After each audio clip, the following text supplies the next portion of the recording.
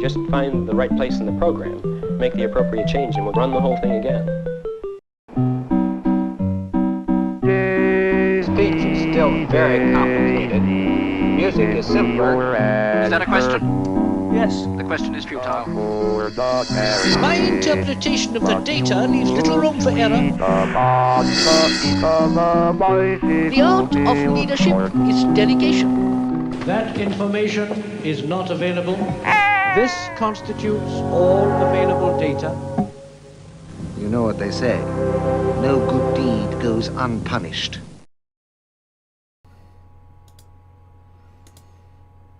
Welcome to another one, number 40. Number 40 in the series, and hopefully one of the last few for the practical side of it, the building of it and the design. Anyway, so we've got printed out enough bits to make 10, should be. So we're going to do some assembling in a bit, and also there's a special one, and I can also show you a few little bits from the last stream. I was making a foil stamper, so I can show you that. So let's just get on with that one. So we've got the foil here. Right, so I'll just put that in there. I went ahead and designed this on the last stream and it didn't work. Basically, I'll just show you what I did.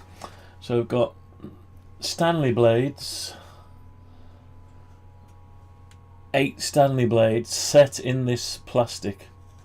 I just pushed in the pattern that we want to cut out, and I was pushing that. I was putting a piece of this foil, cutting a piece, putting it on the thing, and then trying to press it into a mat, a cutting mat, and it didn't work. Under the pressure I was giving, it didn't work. So what I did, I went ahead and created this. I realised that I was trying to push the blade down through to the mat, and the surface area was too wide. So what we need to do is reduce the surface area. So basically, by having the receptacle side of it to take the blade, the plastic acted as a push ram, so then it just pushes the blades in. And anyway, it's better if I show you. So let's just get a bit of this cable, cut a piece of this. I don't need any more, but I'll cut one more anyway. I don't know if you can see that, probably not. Let's see if we can get it higher. Alright, so we're a bit higher. There we are. So I've got a roll of this stuff. I'm just going to trim enough off to do one. I'm just using the blade to cut like that. So I've got a piece of this. It's foil, self-adhesive foil, like ducting tape. It's like ducting tape. So we'll just get rid of that. Got to keep this neat because it creases easy. So all I do, put the blade away. All I do is grab this, put the foil side down onto there like that, sort of centre it off. I've got to make another version of this, but I mean this will do for now. So what I do, because it's this is hexagonal, it's round but it's got like flats made of a pentagon. So I will just line that up physically. It's a little bit difficult because I've got no pins on this one. So that's about it. So I'm basically lining it up with a hex to hex, so the flat sides to the flat, centering it around my hand and making sure that the things are sort of lined up with each other like that. And once I'm happy, what I'll do is I'll put some pegs on it so you can't go wrong. Once I'm happy, all you've got to do is squeeze and turn it around, squeeze here, that's it. And you flat then like that. So you take the lid off, and then you can just see that it's gone over the blade. Just peel these off. Watch yourself though, it's a sharp razor blade. Just peel them off like that. And because this is the first design of this thing, there's no way to push the label out. So at the minute I'll just have to get the blade, just lift any spare bits out. So then we've got the middle bit which we need out.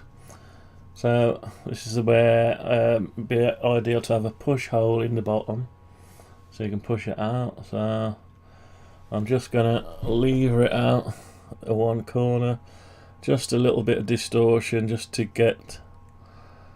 start the label coming out like that.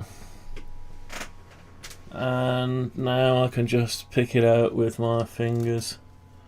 You can't see. So we've got the cutout of that ready. That's got like a 1mm pull back. So what that does, let me just put this away. Right, let's have a look. Most of them are done. Yeah, they're all done. I haven't got one that hasn't been done, so I don't think no. So I've done that one there. So basically, just peel, get your thing down the side, a little, either your nail or a pair of something thin. Peel back the backing, fold it, and then you line it up. You just line it up like that. Start it, hold it like that. Just make sure it's going to go around. Stick it down there, then pull it back like that. Get your tweezers. And grab the tang. Pull the backing off, and as you go, just keep pressing it up. When you're finished, get the cloth and just take out any bits. When you finish that and it's on, you just get yourself some pointy, these aren't so pointy with all this stuff on them, just some pointy things, and just push the foil through like that. Just go around it, push the foil through, and when you get to the other side, just make sure there's nothing sticking out. Anyway, that's basically how I do it. And then the middle bit will be sealed still, so I just take myself one of the parts of the shaft, place it over the foil that's there, just rock it round and then push it through, and you get the piece that comes out. And then what you do is you get something sharp like this. If there's any fold of foil down there, just use it like a deburring tool, just go around like that. And I've already done this one, but get rid of anything there, so you don't want to jam up the shaft, because that has to sit in there and spin without obstacle. Anyway, so there's that, and I went ahead and done a couple of these. I 3D printed straight onto the plastic, so it does stand slightly proud, whether you can see that. Stands slightly proud. This is one with a slightly bigger logo. I decided to shrink it in the end, so I should show you the other one really. I'll show you a different one. So here's a pile of them. So it's just shrank it, and I'll show you that. So it's got the silver on the back, silver foil for the frame ground, and it's got the 3D print. So basically it's a minimalistic, not too much going on it. I did one earlier, I'll show you the one I did earlier, and it was too cluttered, a bit too cluttered, so I undid some other stuff. I'll show you the cluttered one. So let's just put them down a minute. Right, so we've got a finished one here with the logo that's just hiding, well, the call sign's just like traditional to put your call sign on something, so put it under there. When it's pointing up you can't see it, but so it just covers it up, I don't know. Anyway, so that's just the minimalistic one, and then we did a special one. This is going to be the norm, I think.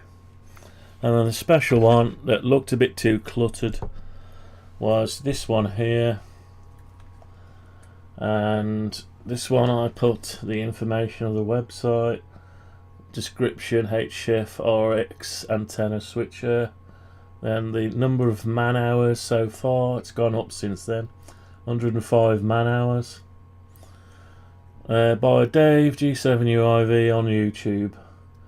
And thanks to Andy 2E0RE, because he's pretty much come on almost every live stream and added some information and gave me a bit of support, so that's alright.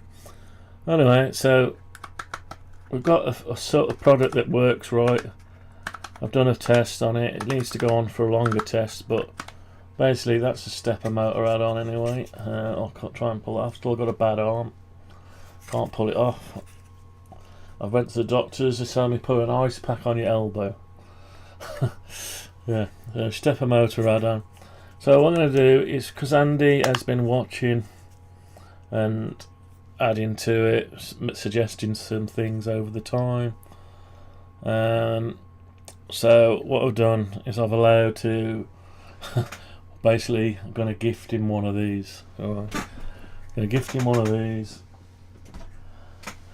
and so we've got two little types. I think this one's less cluttered. Whether some of this can go onto the back piece, the background of it like that, maybe, I don't know. Maybe on the next batch, but just for these 10, I'll just need to get them out of the way. So there's going to be 12 altogether. I'm going to have one. I'm going to give one to Andy. There's going to be 10 available.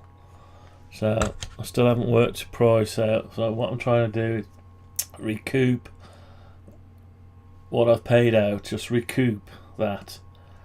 So I'm not looking to make profit on it. Just like recoup what I've paid out for the bits and cover the plastic and whatever, you know. Anyway, so what do you think? That one or that one? Tip it up right. This is for Andy. I'm just going to send this one to Andy, but I will send Andy a blank cover, you know, normal cover. So if he decides this is too much going on, he can just unscrew it and put the new one on. Anyway, that's said and done. Let's put that down. So I've showed you the this tool, this thing I made to cut for cutting out the label. That's all that's for, is to save me having to trim around it with a Stanley blade. You could just as well trim around it if you're just doing one. I need something to make multiples. I don't want to sit there trimming around one of them for hours. So anyway, so we'll put this model, all these models, we'll put them out on so that lead, that receptacle part actually covers the blades as well. So I'll get rid of that. So what I went and did is made a load of these, and I sat here for ages applying them to all this stuff. I because you've got to get in a position where you can start assembling. So I went and put all stuff on, and you got the back one, the backgrounds as well, just the plain background, or the bottoms. So they're the same, they're ready to go anyway. So I went ahead and made a few more of these. I've got a few extras of these, and I've gone ahead and put the brass inserts in them. A colleague was here the other day and he said, why don't you sell them as bracelets? So anyway, bracelets, never know. Right, anyway. So yeah, so what I've got now down is a pile of them here. I can't lift them up, but I can show you the camera. Let me just move some stuff out the way. Right, so we'll get the bottom down camera. There we go. So I've got the bottom down camera. I've still got a bag of ball bearings here, and a shaft to be assembled, and some bits and pieces. Now there is a load of them stacked up. I've gone ahead and I'll just show you one of them. Hang on. I've gone ahead and loaded the SO239s, and when you load them you've got to make sure the cups on the end are all facing up, which is down because it's that way up normally. So the only thing holding these in now is this bottom piece, which is the top piece. So I've loaded them all up ready, and I've gone ahead with the pliers and just gone into the shaft, the copper bit that's sticking out, and I've just twisted them to get the cup to be up, because they're fitted by a machine. They could be any angle. You want the nice round bit at the top, so your contact rides over the pin. Let me just show you one of those. Got a spare pin here somewhere.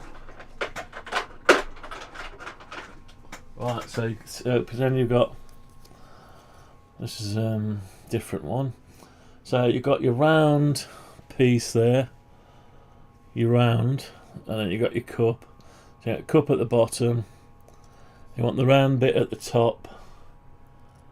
So hang on, let's get this onto an angle. So you've got your round bit, and then this will be switched, articulated round on the shaft, and it hits the side, just holds it just right, and it lifts it on and stops there, and there's a little bit of pressure on top of it, just enough. So it's quite critical to get that angle right. If you go too low, you go underneath. If you go in the middle, you get your stub on it and it won't go, it jams up the thing. So with this one, you got it just right, and it rides up over the arch and sits on it. The stepper motor, all the ball bearings hold it still. That's hence the ball bearing. So anyway, so what we've got to do now is use some of these pieces and build them up. But what I wanted to do is quickly design a fitting like this. So we've got, this is just a normal one, and I've made this bracket from the last time, and it just sits there, and it allows you to use one of these shelf brackets, not made by me, just it's on Maker World, and you can just clamp it onto your shelf. It takes a AC microphone and just slot it in like that. Slot it in, it allows you to have this on your shelf up there, and you can just turn it, use the manual one inside the shack, and then you use the stepper motor one outside the shack if you want to. Unless you're really lazy, then you can use the stepper motor one inside the shack. Yeah, so it's all crazy. But this one, it was okay. This is like the third iteration, but it does rock a bit, and I think I wanted to fit it without doing any screws.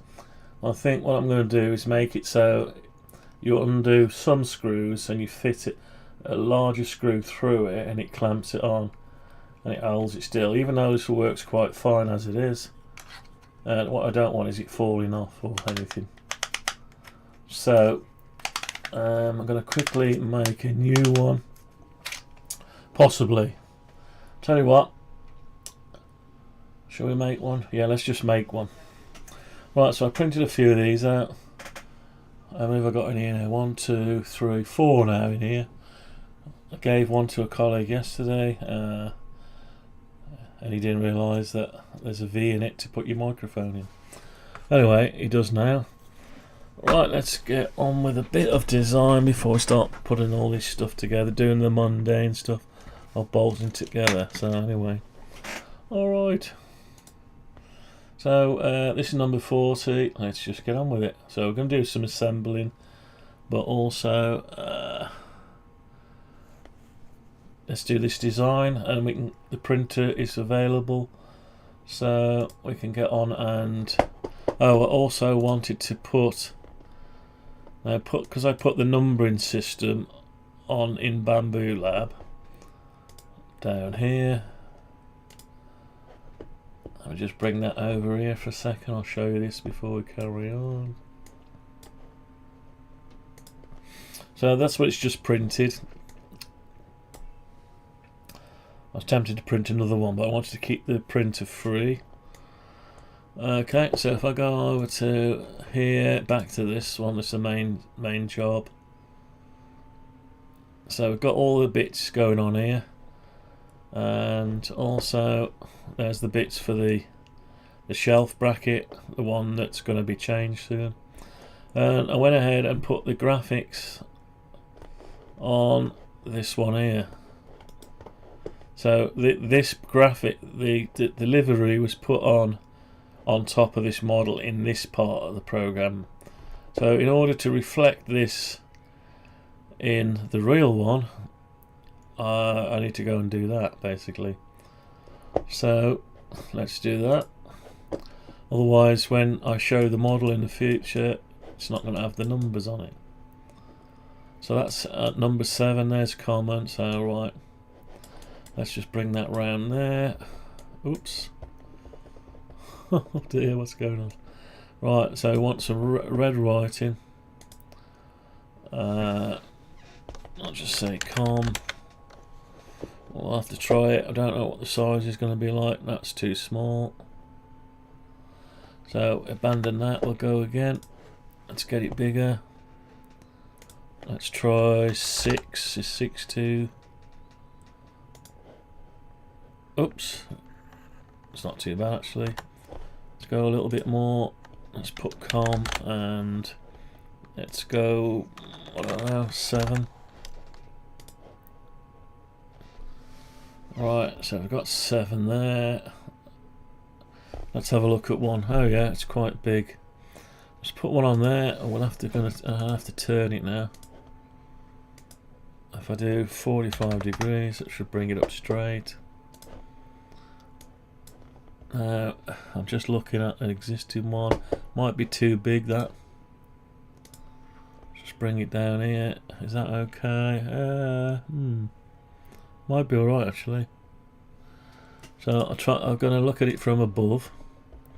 I'll put it in parallel projection. Zoom in, and oh yeah, com starts there. Just the way I've done it.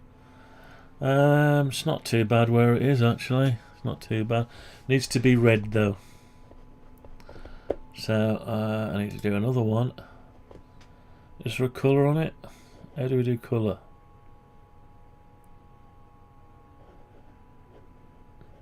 Doesn't seem to have the colour. Oh, I think I know how to do it. So we just colour it the same as before. So I've done it in red, so let's just do it in red. Red, let's find some red. Is that the colour? Okay, what's that like? Let's have a look at that. Yeah, that's not bad.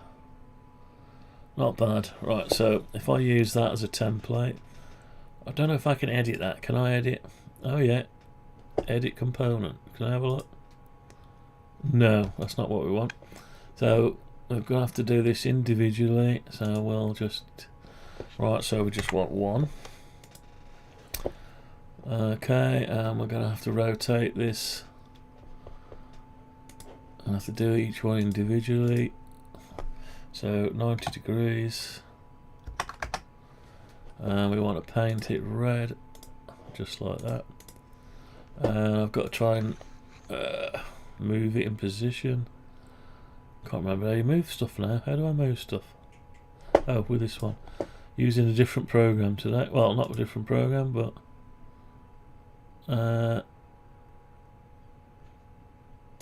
right. That's not too bad, but it's not quite right. So I think what I'll do is I'll yeah, what I'll do is if I try to draw a line, yeah, let's draw a line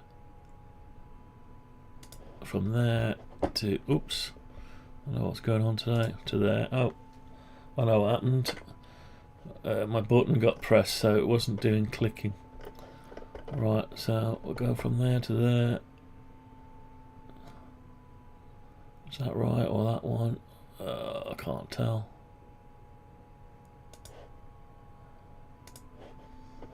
Right, we go from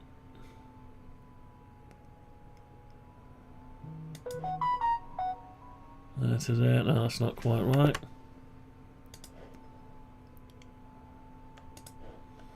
Yeah, so this is just going to help me line it up.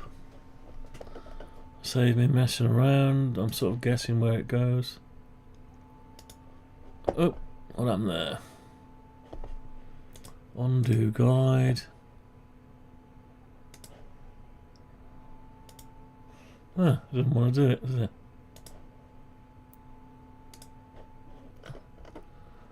Well, I've no idea what's happening. Oh, redo guide. Didn't want to do it. Why would it want to do some and not others?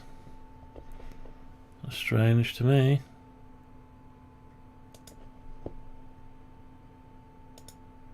No. Oh, probably because I didn't get it lined up well. Yeah, it must have been that. Must have didn't get it lined up well. Nah, it's not right, is it? This is more difficult than it looks to get this lined up when it's all on a weird angle. Alright, almost there, almost there.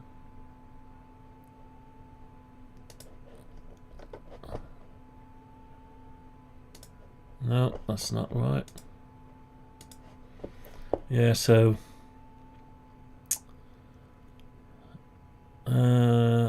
it's probably there to there. Yeah. Yeah, it doesn't look right, does it?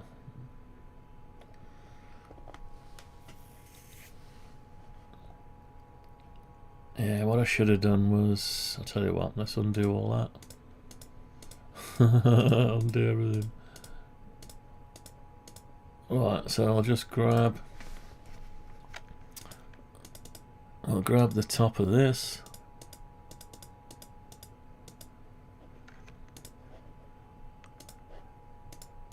And I'll copy it. Copy, and we'll paste it in place. Then we'll shrink it down to something like that. Then we'll cut the original and grab it all again. Let's just grab it again like that. We don't want that or that. Just want that, so I should be able to cut it. Yeah. Okay, and then come out wherever you are. And we'll just paste it in place. Right, we'll use that as the line. Yeah, so we'll line it up with that. No, we don't want to touch that, we want to touch that.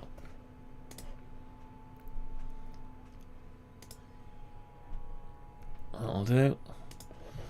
We'll have to go around it and alter it, and this one's going to have to be moved as well.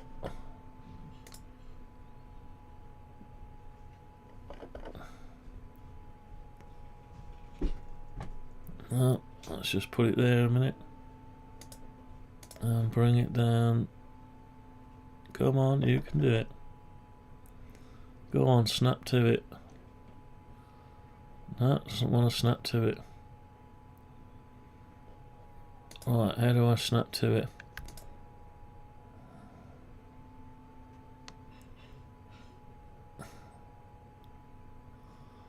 It's not having it, is it?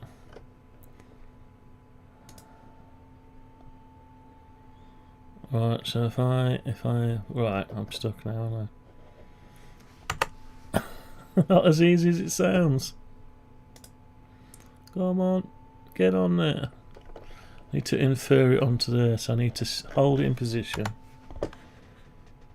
How do I hold it in position? I need to Right, that's not good. I always get stuck on this. Alright, that's not bad. Okay, not bad. Alright, that one's over now. Why is that one over? What's happened there? Ah, I know why. I need X-ray mode. Need to go like that and just bring it to... No, it's not having it at all.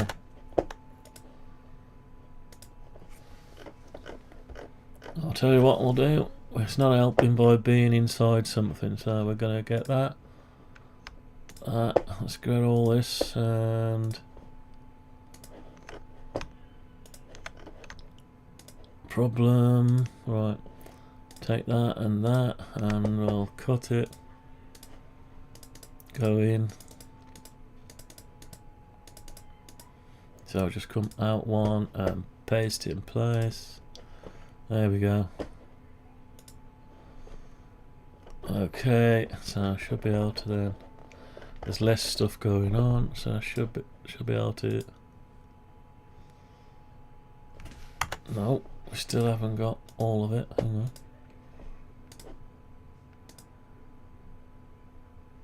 How do we fine tune it? No. Okay, it's gonna have to go wherever it's gonna go then. And this one is gonna have to go as well.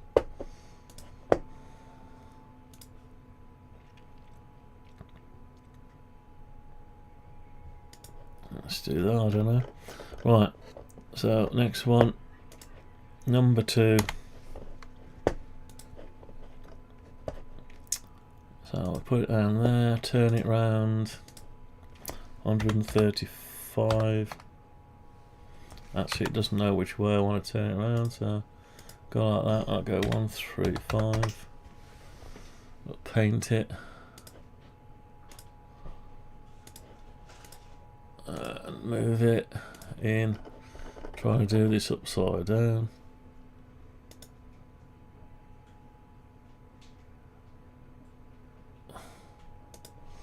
Oh, what's that like? Close. Close. Number 3. Let's turn it around. 180. Colour it. Ain't far away now. We're not far away. Actually, is that close enough? It's a little bit, yeah, I don't know, maybe. Yeah, it needs to go over a touch. Too much, maybe, I don't know. Right, another, next one, number 4. This font's not quite right. It's not a matching font, unfortunately.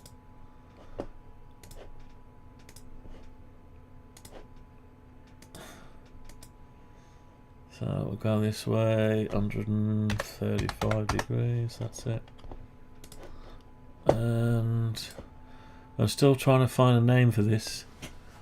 Andre Thomas, 1800.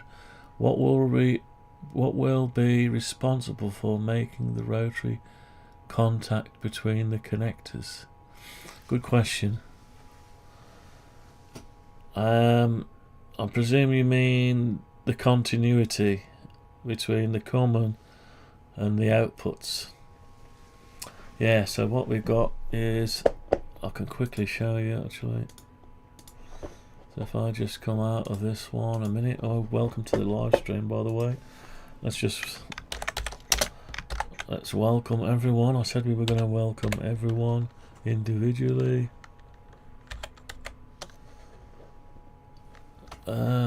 If I could spell. Yeah.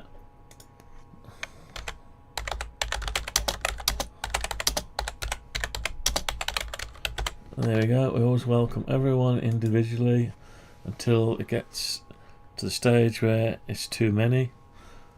probably never happen. Anyway, so yeah, so we got to the shaft. So we've got the shaft here.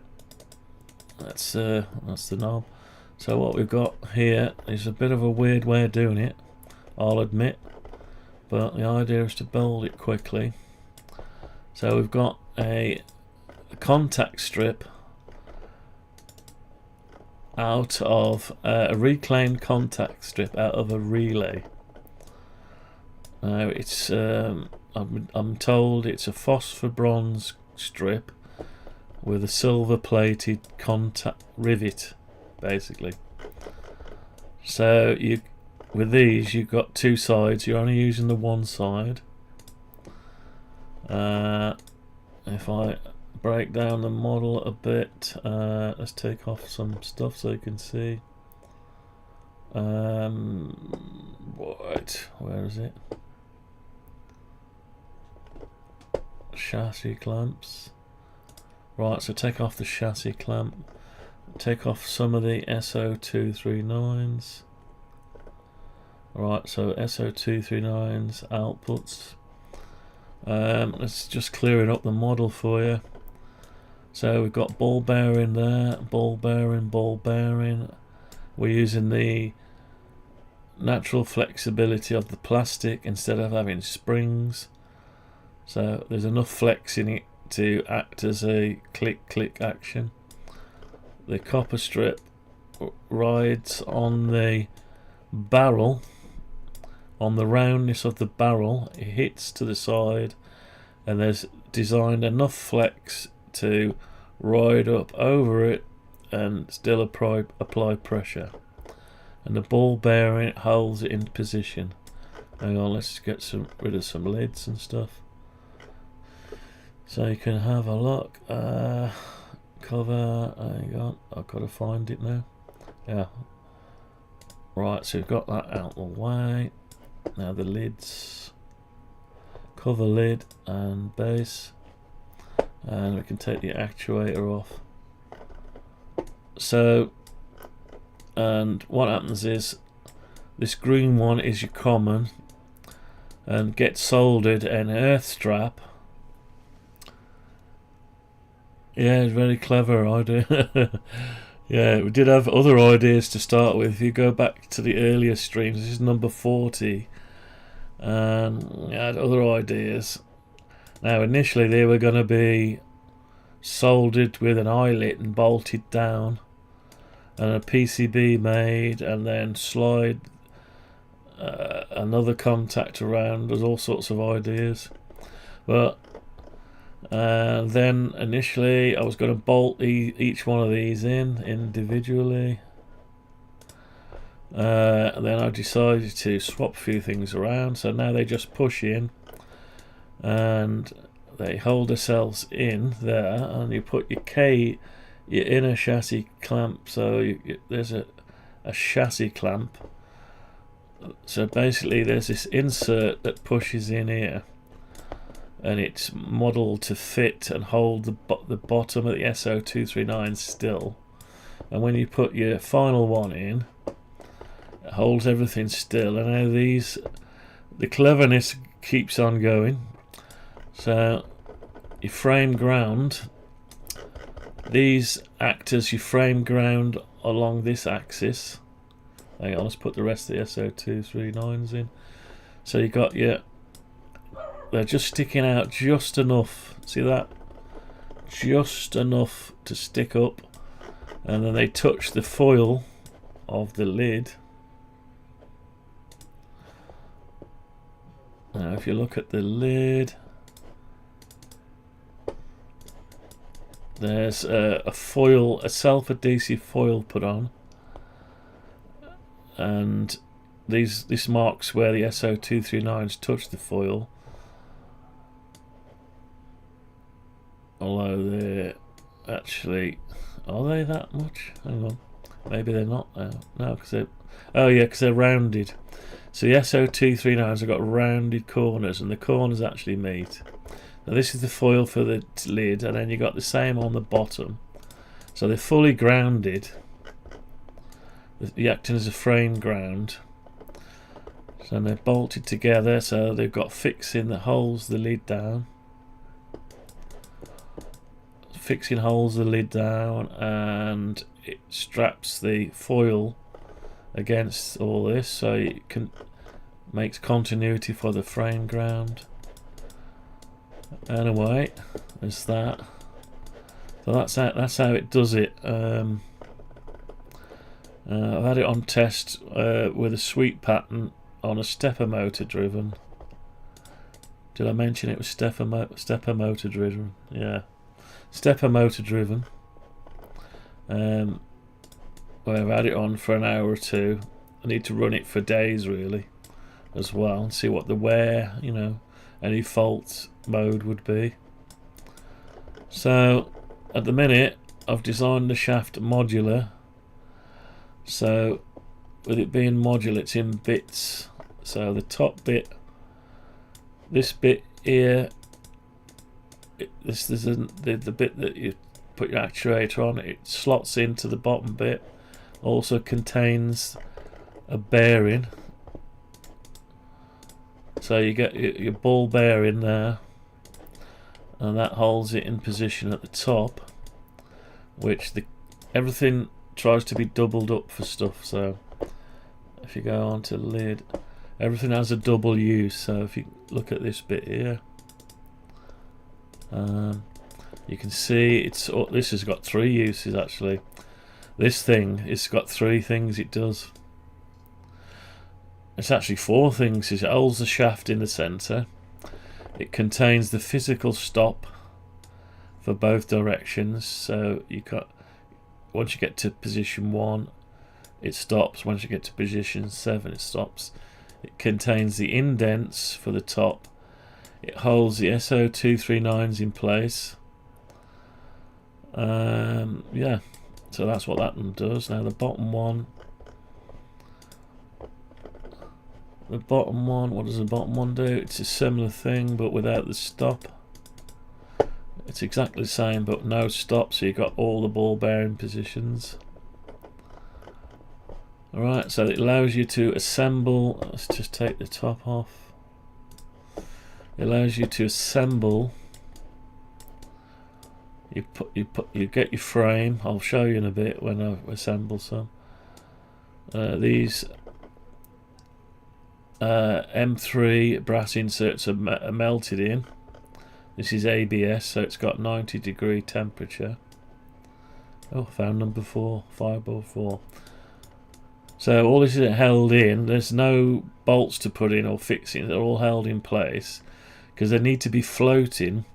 So when you tighten the lids up and the foil, they're self-leveling. So they self-level as you tighten the lids up, which means if you had them bolted in, one was slightly 0.25 of a mil or something lower than the other one, they wouldn't self-level, and then your frame ground would be missing across there. So as you put the bolts in here, it self-levels and spreads out, and there's just enough very fraction sticking out the bottom, fraction sticking out the top. They self-level because they always stay loose until you tighten them up. Once the cages are in, upper cage, lower cage, and the lids are on, it's all fastened in place, top and bottom, like that, and it's tight. And then because they're clamped top and bottom, these go tight, and that's it. It maintains your frame ground. So yeah, that's basically it. So anyway, yeah, welcome to the live stream. Yeah, so anyway, let's just carry on with this because this wasn't really part of what I'm doing today. But I've got a pile of bits down here on the table already loaded. I call it loading them up. So you load them up. You have to make sure the cup's in the right place. They will stay there. They won't drop out as long as that is there. You can't put them in without there already, so you have to get your frame, put them in the right way around, get them all lined up, then drop this in quickly, turn it over and drop the other one in, but you've got to put the shaft in and everything. So there's lots to do, but I mean, most of the work's done. Right, anyway, will the tape that the connector pushes on make contact with the glue substrate that keeps it stuck to the foil backing, or will you need to just add a bit of solder to make sure it will the tape connector pushes on make contact with the glue? Let's just go on to this one a minute. So basically you've got something like this. There's your lid, and this is conductive. This side's totally conductive. The glue is just holding it onto the 3D printed plastic. So as soon as that hits a connector, as soon as the connector, as soon as you tighten it all up, that's just touching. That's it. It's just touching. It's clamped both sides, and there's enough fixings on it to hold it in position. Basically, that's what it does. Yeah, weird way of doing it, and then I've got continuity. I've done some continuity tests, and it just holds them in. I can't hold it like that, but when it's all clamped up, I'll show you one that's clamped up. When it's all clamped up, so this one here, this is for Andy in Gosport. Anyway, so you've got all your stuff here. Now you can't move them. You can't move them. They're clamped in, and they will move as opposed to when they're being pressed like that. Hopefully. So great. I thought there was another strip of tape between the alley foil and the edge of the connector. My bad. No problem. Appreciate all the answers, because all the questions. Yeah, so it clamps it in both sides until you've got all the screws on and clamped. That's when you got your frame ground. And to be fair, there's more frame ground there than there is on some cheap switches. I'm not saying AM switches. I'll show you this one. You'll have a shock. Now this is an old vintage cheap arse switcher. I took this apart the other day and I had a shock, so I opened it up, and in it you've got, I didn't get the idea of the foil from this. I just found that they've put foil in it. Look, it's foil on there, but in here they're using the metal bracket as a U shape. But look at the sides. The sides have got nothing in them, plastic, so your RF can just come straight out. Yeah, so they didn't really care. They got enough ground, I suppose. And this is vintage thing going back in the day, and these slide around and all sorts. You're relying on a contact switch, a slide switch. But obviously that's just an old CB vintage one. So now they're die cast, they're cast, they're milled out of billet, whatever, and they're much better quality. But this is designed to be something you can make yourself, and I have labelled it up as a receive antenna. HF RX antenna switcher. Now whether you use it for switching RF is another story, but this one, if I say it's a receive antenna, then nobody can say, oh, it didn't connect one day and it blew my radio up, because it's supposed to be for receive. But you know, I'm going to use it, but you need to do your checks. You're amateur radio, you do electronics. I would have thought maybe they don't do so much these days, but you know, you'd want to check it. And if you go onto something and there's no noise, you know, I can only do so many checks, and I've done the checks with a stepper motor, and I've had the meter on it, and I'm getting continuity. I try wobbling and all sorts. Earlier ones I've had to alter the shaft design to get this to lower down and adjustments, and I've got it just about right now. So that's until a better idea comes along. That's it. Now it's held. It's connected from there with this. At the minute, this is a piece of desoldering braid. Yeah, ChatGPT says this isn't good enough. Maybe it isn't, but it's lightweight and you can move it where you want it. And it's only doing this kind of business. It's only doing this. So ideally, we'd get some proper earth strap or another idea. But because it's DIY, experimental, you can unsolder it and put whatever you want in. A solid piece of wire, whatever you want. If you're using it on a stepper motor, it's not a problem. That's a real bad way they did it. Yeah. Well, that was just a cheap thing to... Nobody thought about opening them up and having a look, really. Or nobody knew enough to care. Maybe the frame ground. Maybe there's enough frame ground on it that it doesn't bother. I mean, this stuff is the stuff I make is just for HF, low frequency. When you get to high frequency, this no good. None of this. You don't want none of this introducing anything into high frequency. Whether it'll work or not is another story. It's beyond my capability to be able to test it. I don't have all the RF equipment for testing. I can do basic checks. So what I could do, if someone's able to do more checks, they're welcome. But the shaft is designed to be modular. So when it's modular, we can... Hang on, have I got the rest of it here? No, I haven't got the rest of it. Let's get another piece. So it's designed to be modular, so you can interchange pieces. So if you decide you've got a better way of doing it, you can interchange it. So I can build this up from the ground.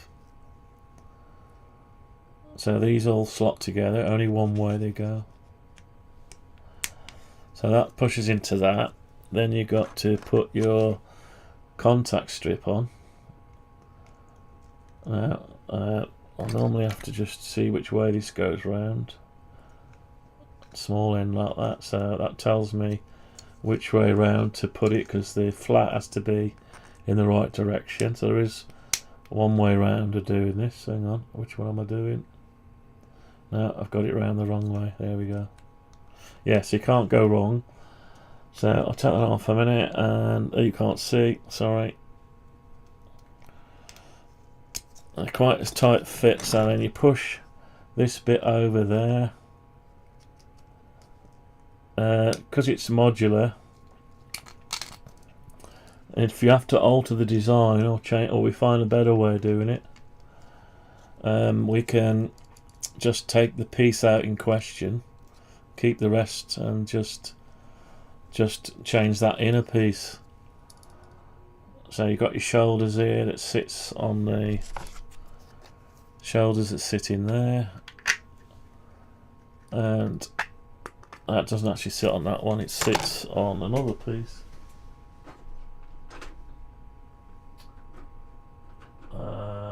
Yeah, so you get this clamshell that holds the SO239s. So put that into there, and it does the stop. This bottom bit does the stop, so it stops it there, then it stops it the other side as well.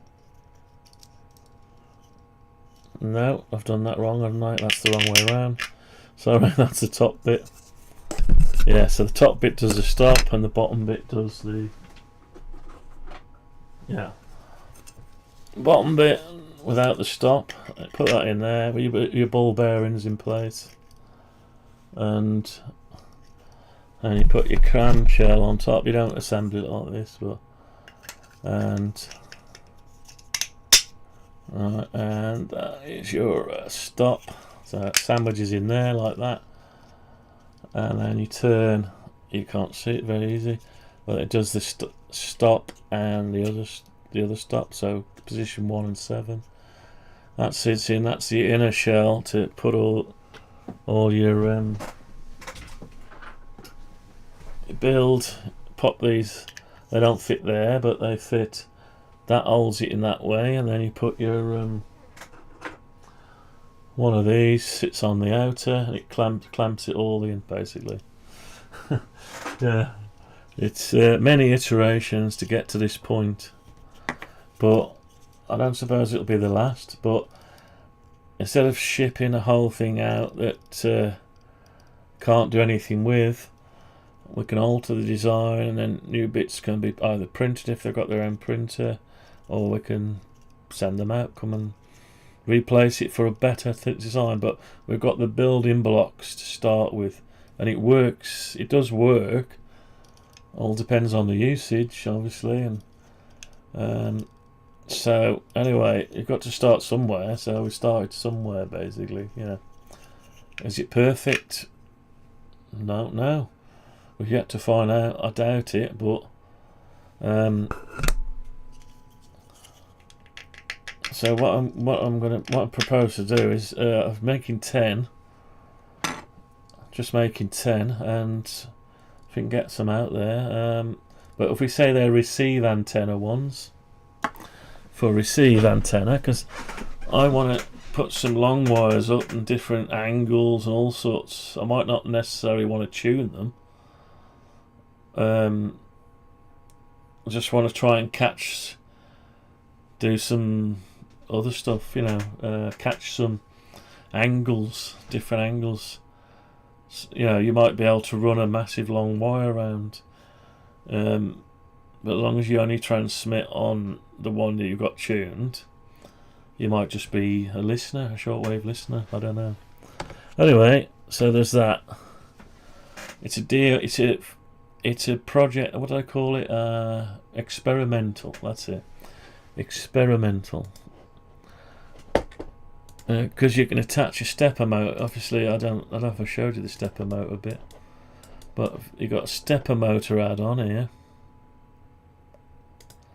Right. So we've got this NEMA 17 3D printer or CNC stepper motor. So you get one of them, which is just one of these. Just one of these units here. This was out of an old 3D printer, NEMA 17. Get one of them. And now we've gone ahead and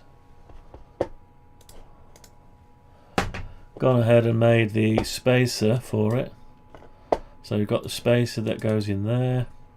Gives you the correct spacing, and then you've got this keep that just fits around it just right, and you got the drop-in holes for the fixings that bolt it down, and you got the recess holes for the fixings that come onto the bottom here. So if I take off the bottom, it receives all them, and let's take that off again. Then you've got the bottom of the shaft, takes the shaft off the stepper motor, push that in. So then you got your stepper motor operation as before. Now, the stepper motor, the boilerplate code you've got for the stepper motor currently, it's got a sweep function for testing it. So it'll go from 1 to 7, back to 1, and then it'll wait 10 seconds. After a while, so many turns, it'll carry on again. I'll keep on repeating that. You can press one button, it'll inch or go 45 degrees to the next one, to the next one, to the next one, and back and forth. But the idea is to get a web interface. I've told you this before, but I'll give you a quick overview. So you get your web interface on your phone like this. Let's just plug one in. So let's just set one of those up. Let that boot up. Now this is one of the controllers. I've got all the firmware done. This is for my other project, which is an access control system that's all off your phone as well as off the main software.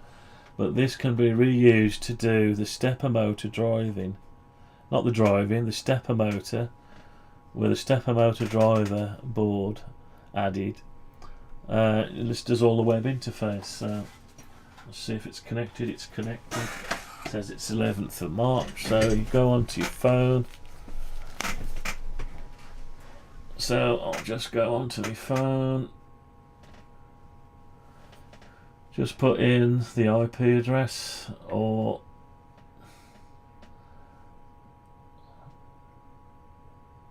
hang on.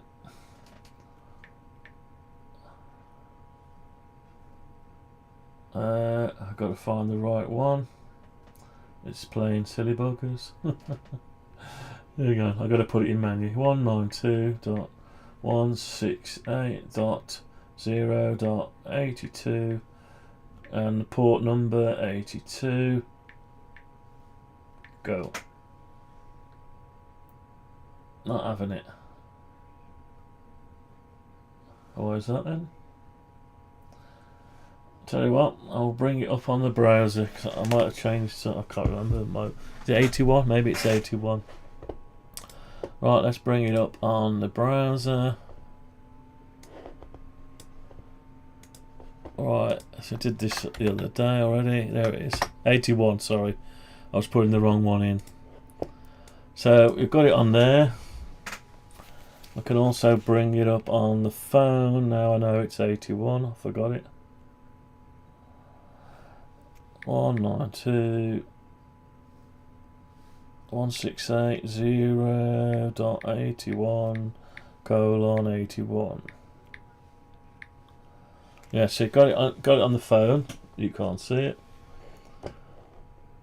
So we've got it on there. This is basically got your web interface like this. So you can't see from this one, but you've got a login screen, so you can log in. Once you're logged in, this will be a pictorial view of this, or probably this one. Pictorial view of that, so that'll be in there. And you'll have a few buttons. You'll have sweep, scan, dwell time, and then you'll have press your button, like your channel, it'll automatically switch that channel, whatever you want to do. And just press your web interface. You can see that lighting up there, and you can't see this one. Hang on, let's get it up here. So you can see it light green, can you? Yeah, so it's very quick.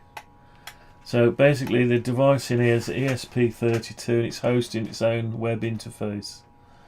So it stores all the parameters and you can access it from anywhere in the world and click it. So you can switch your antenna from anywhere in the world basically. Yeah. And you can log in, change the network, join your network and whatever you want to do. So that'll be the next lot of stages. Next lot of stuff. So log in on here.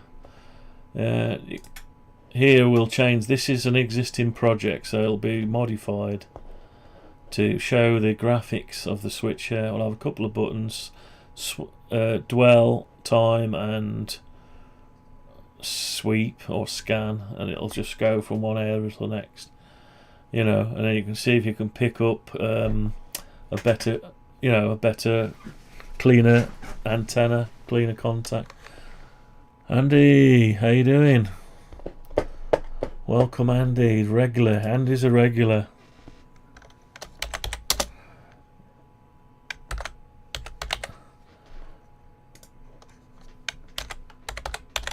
And he's a regular, and he's given me support over the last 39 episodes, 40 this one.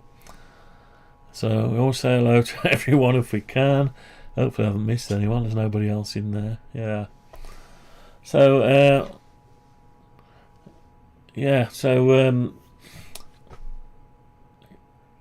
so that's where we are, basically. So we'll have this'll be the web interface, and you can go into your network settings, join your own network and all the rest of it, change your port, whatever you want to do. It's got an event log, but you got other stuff.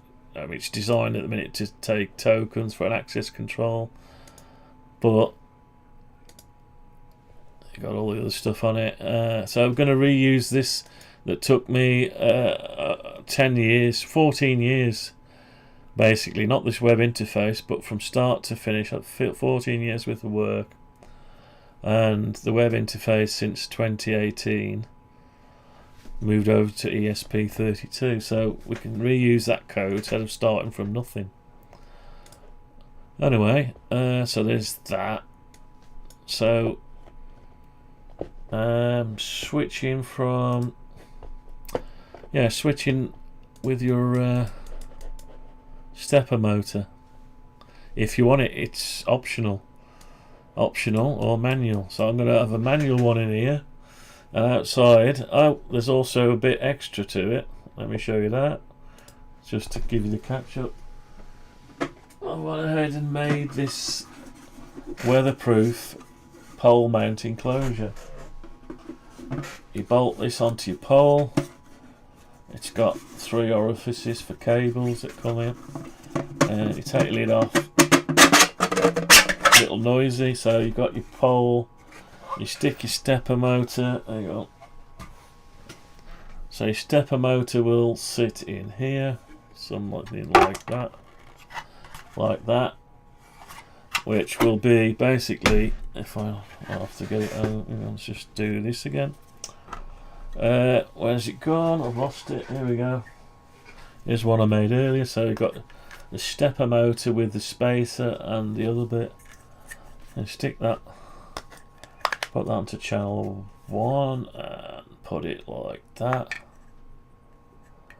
Let's just key that keyway in like that.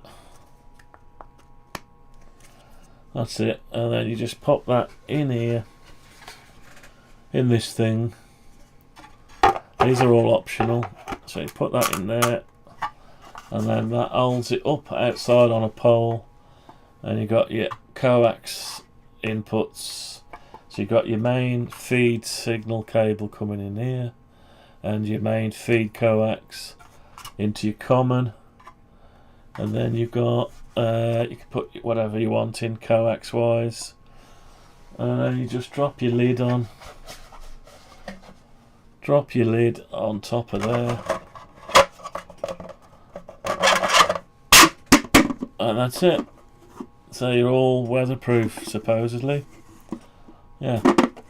And then you can switch, put that on under a pole, scaffold pole or whatever, and then before you know it, you can access it from within your house if you're in Wi-Fi range. All you need to do is run 12 volts out, 12 volt DC out to this, and so in there should be enough room for one of my controllers. Or we go in a separate box. We've got a separate box. You want to keep the controller totally away from the switcher.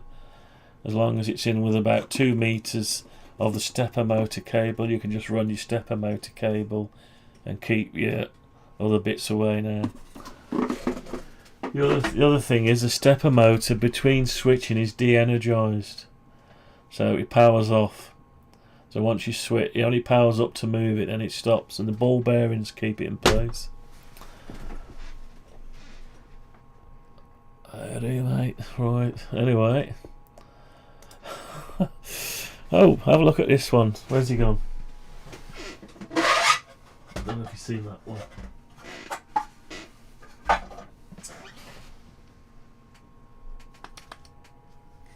Oh, let's get this on the screen. There's your switcher, Andy. There you go. I'm going to send you this in the post, but I'm going to send you one of them because I thought this was a bit too much going on. I'll just send you a normal one. You can just unscrew it and put the other one on if you want. But anyway, so we're going to build them up, do some testing, and then we'll get that one over to you, and you can have a play. But I've had to put it on as HF-RX antenna switcher. RX, sorry, RX. Receive. Will it do? Could you put a kilowatt through it? No, I wouldn't. Could you do 250 watts? Probably, if you wanted to, but I can only say it's only any good as a receive antenna. And until someone wants to prove it otherwise, or not prove it, I don't know. But it's a receive antenna. Otherwise, if someone wants to put RF and transmit out of it and blow a radio up, that's up to them.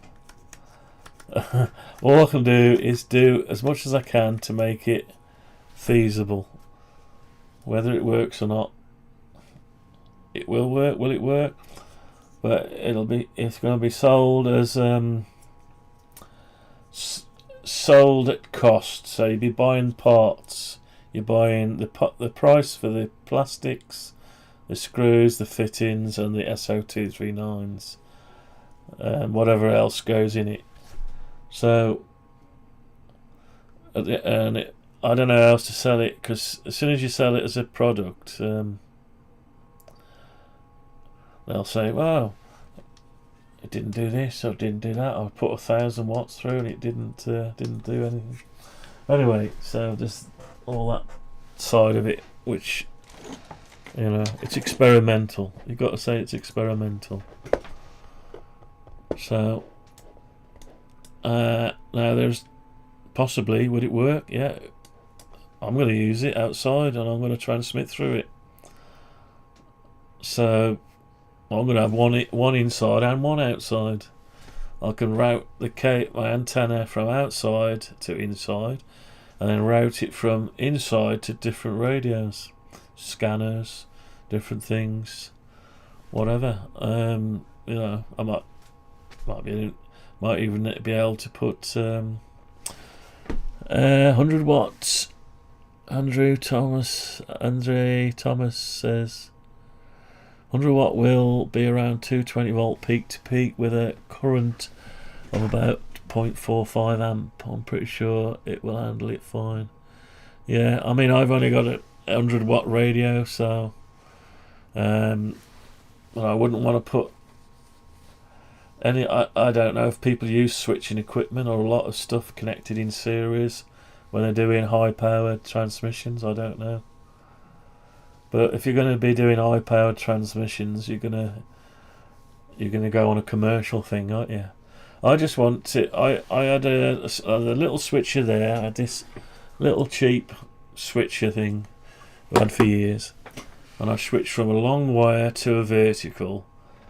And sometimes the vertical was better than the long wire. Sometimes the long wire was better than the vertical, and less noise on the long wire, and vice versa. Different days.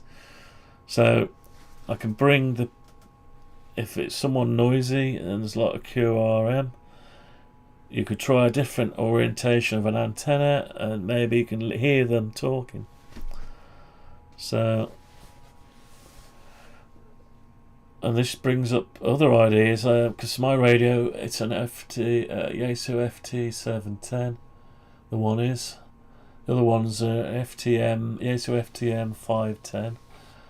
This one, it's only got one output. It'd be nice if it could automatically switch from transmit antenna outputs. So, you know, so an automatic switcher, when you transmit, it switches to one aerial. When you're receiving, it goes to whichever one the default is on this system. I don't know, I'm just playing with it. Different angles, different antennas. The idea initially was to have a 7-band, seven bands. So, you know, 4 meters, 6 meters, 10 meters, 12 or whatever, 15, 20, 40 meters, 80. I don't know. Maybe my arrows are not much good for 80 meters. You also got this other thing down here.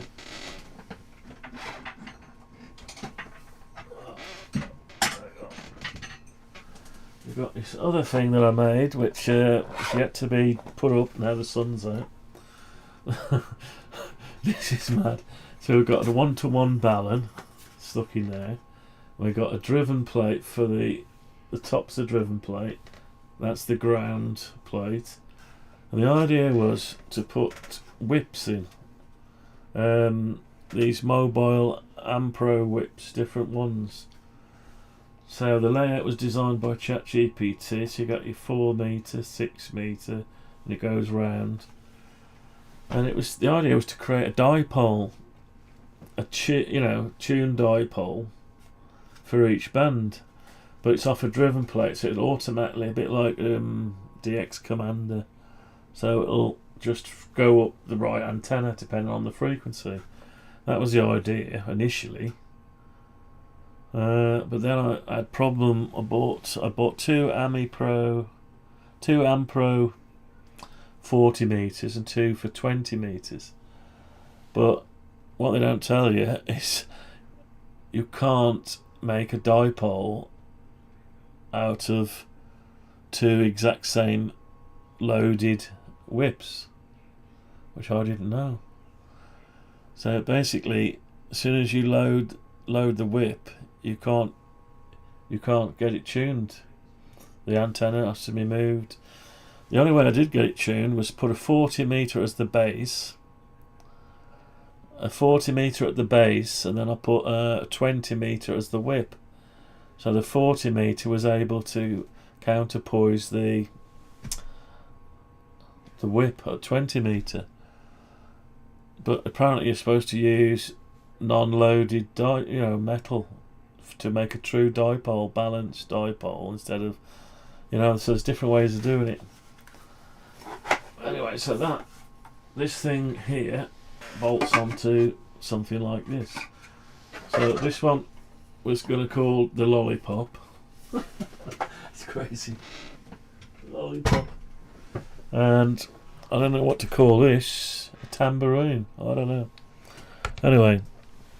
Oh, my arm's killing. Right. So anyway, I was going to build some, wasn't I? That great. Yeah, some crazy stuff. Trust me to come out with some crazy stuff. Anyway, let's get on with a bit more of this. I don't mind going over the project. It's talking about it helps you, So anyway, what I'm going to end up with outside, I'm going to end up with, I don't know how much they are to buy an official relay driven. So most of the remote control ones are relay driven. There's loads of relays in there, and once you go relays within the frame ground of the once you go within the frame ground of the structure, you've got a PCB with relays on. Now the relays the coils have to be able to handle the RF. You have to have special relays to handle the RF, wound in weird ways. The way to do it is to tune them first, or turn them first. I used two Amapros for 80 metre dipole. Yeah, cause I had a inverted V. I got an inverted V connector and a through, and I tried to put them at the normal length, and two 40 metre ones, Ampros, and they ended up being like 6.2 megahertz on my Nano VNA. And then I have to put the whips right in, and of course you've got to start cutting them then, because then you start shorting them out because the whips are going too far in the coils. And I'm really reticent to cut them down, so I try different whips. So I need to do more experimental stuff. But I wanted this. I've got a bad arm, so I can't lift this. But the whole idea was this. Imagine if you got your Ami Pros off it. You've got your Ami Pros, all 7-band Ami Pro dipole tuned, so it's insulated and it's on a balanced. That's the whole idea. It's insulated off this pole. What I wanted to do was be able to set it up that way, so vertical. Then you could spin it. The whole thing you could spin on a stepper motor as well, and you could spin it, angle it like that. So then you're horizontal or on an angle, so you can get to the clouds or whatever you want to get to. Then you could hold it up that way and do a dipole, and you could direction it as well. That was the whole idea of this. So I'm waiting for the summer to come to do some more on that. So I was going to buy a load of all the different AMI Pros and Pros, but I've ended up with just 4 because I didn't know whether I could tune them up. But you say we can tune them up. I see people have tuned them up, and I just had no luck with it. But I was trying to tune it in here. It's winter, I was trying to tune it in here. So anyway, yeah. So that's good to know if you've had some success with it. Yeah, I'll have to. Yeah, so I've got an inverted V. Hang on, where is it? Yeah, so I've got a through. Can't find anything on the one. Yeah, no. Ah, here it is. Yeah, I've got stuff everywhere. So I bought an inverted V or delta, whatever, on an angle. So there's one on an angle, and there's a through one. So I put the AMI Pro. You can't see them in these bags, can you? I put the AMI Pro through the one. I tried the V wouldn't work at all. That was way out. Wouldn't even get close. So. Alright, so I had this one, and I put the 2 AMI Pros in naively and thinking I could tune them, but no, they were way out of frequency with a nano VNA. Then I tried this one, and they were way off again. So I'm thinking, what is the point? But then I found out you can't tune. Well, so I think ChatGPT did some interaction with it. The dipole is supposed to be a balance feed, and it's not supposed to be loaded. As soon as you load it, you throw the old equations out. That's what I can gather, but if you've had luck with them, then fair play. I need to do some more experimenting. More experimenting on that scene, yeah. So I've got a lot of money's worth of bits here I've bought over the years, over the last couple of years, to try to do certain things. Wasn't it supposed to be AM radio? It's supposed to be experimental, isn't it? It's supposed to experiment with it, I think. I don't know. Right. Anyway, so I've got mad ideas about that. Yeah. Oh, I'm stuck now. Right. Right, let's get this done. I noticed a 4 in the wrong place earlier.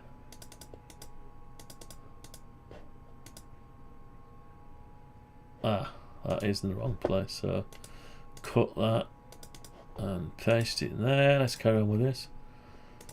Yeah, so I just want to get this representation right, so when we're looking at the model it represents what we've got in reality. So we'll do that. Yeah, so I've got my Hustler here in bits still. Hustler 5 BTVs here in bits. Just in the room with me. I've tested it and there's nothing wrong with it. Apparently I didn't have enough ground planes on it. I tried to do it elevated, never had enough for the right stuff. So the next time I'm going to do it ground mounted with about 8 radials of, doesn't matter about the length, and see how we get on with that. So that's the next one. Now the sun's coming out a bit. Right, so I've got loads to do, and I've still got an antenna to put on from I designed last year, from last year's winter. I never did, which was, it's in this box here. It's in this box here. This is my hex cobweb with adjustable self-locking. Where did I do them all?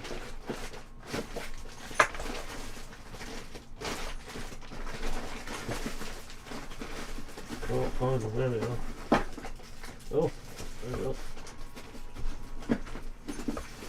It's all stuffed away in the bottom of the box. Got projects coming out of the ears. Right. So I made all these. I CNC'd all these off my X-Cobweb series. Now these are insulators. So they've got insulators, and then we've got these self-locking things. The idea was you get your cable in a hex cobweb shape, and you tune it by pushing these and then just locking it over like that, and it locks in place. So basically allows you to, I don't forget what it was now, but anyway, that was what, all ready to go, but no time yet. No time, and the weather turned to rubbish last time. I've even got the bungee cords and everything to set up a hex cobweb. Anyway, if you want to know more about that, you have to go and have a look at the back history, because trying to find it now is a bit awkward. Right, so that one goes there. Let's get on with the rest of it. Here we go. Number 5. Let's put it there. Let's get this done. It's taking ages. Okay, so we want to go that way. 90 degrees. Yeah. So we'll get this done. There's so much to do. So little time. Yeah, crazy. I'm just going to guess that, really. That's it. Alright, next one. 6. Let's get this on the go. 45 degrees should do it. Yeah, so we can get this done, and we can either assemble one, or I don't know if I assembled one already on a live stream. Probably did, but no, I didn't have all the bits ready. Or maybe I did, I can't remember.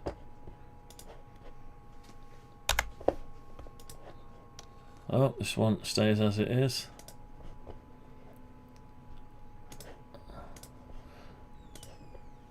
Right, let's get that down to there.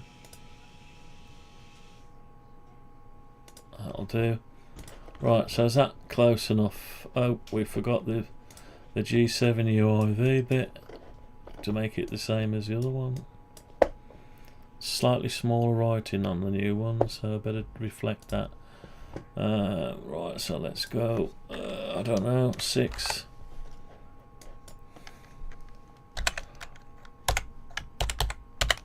Right, looks a bit big, but oh, it's done it all in one go. Good. Right, that looks a bit big. Yeah, let's go different. Let's change it to one more down. So it's supposed to hide underneath the knob when the knob's upright.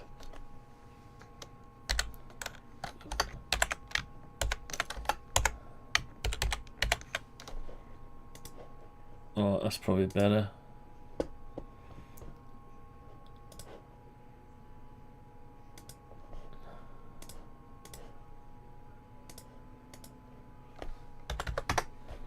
Right, let's get rid of the one that's too big. Put that one roughly in the right place.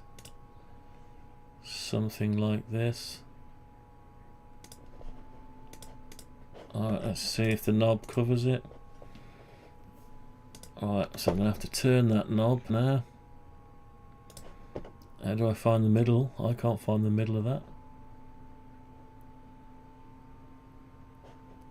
Okay, so anyway, that's close enough.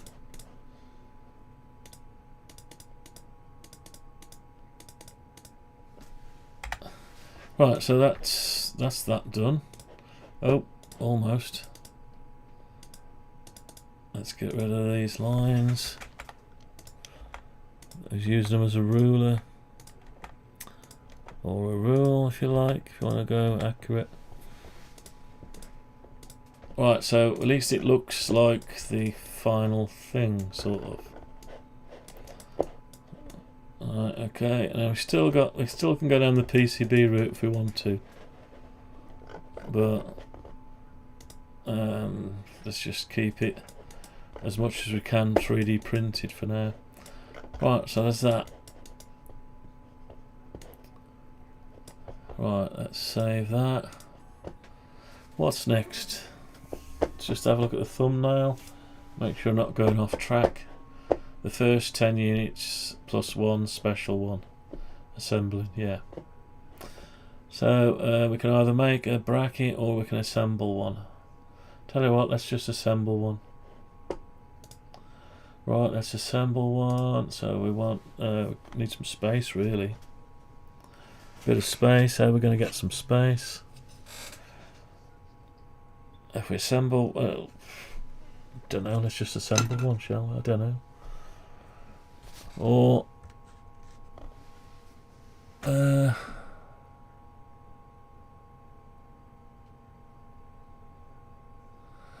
yeah, going back to the tuning of the Ami Pros. Oh, for 80 meters. I used 2 Ami Pros for 80 meters. Are they 80 meter Am Pros or are they 40 meter Am Pros, Andy?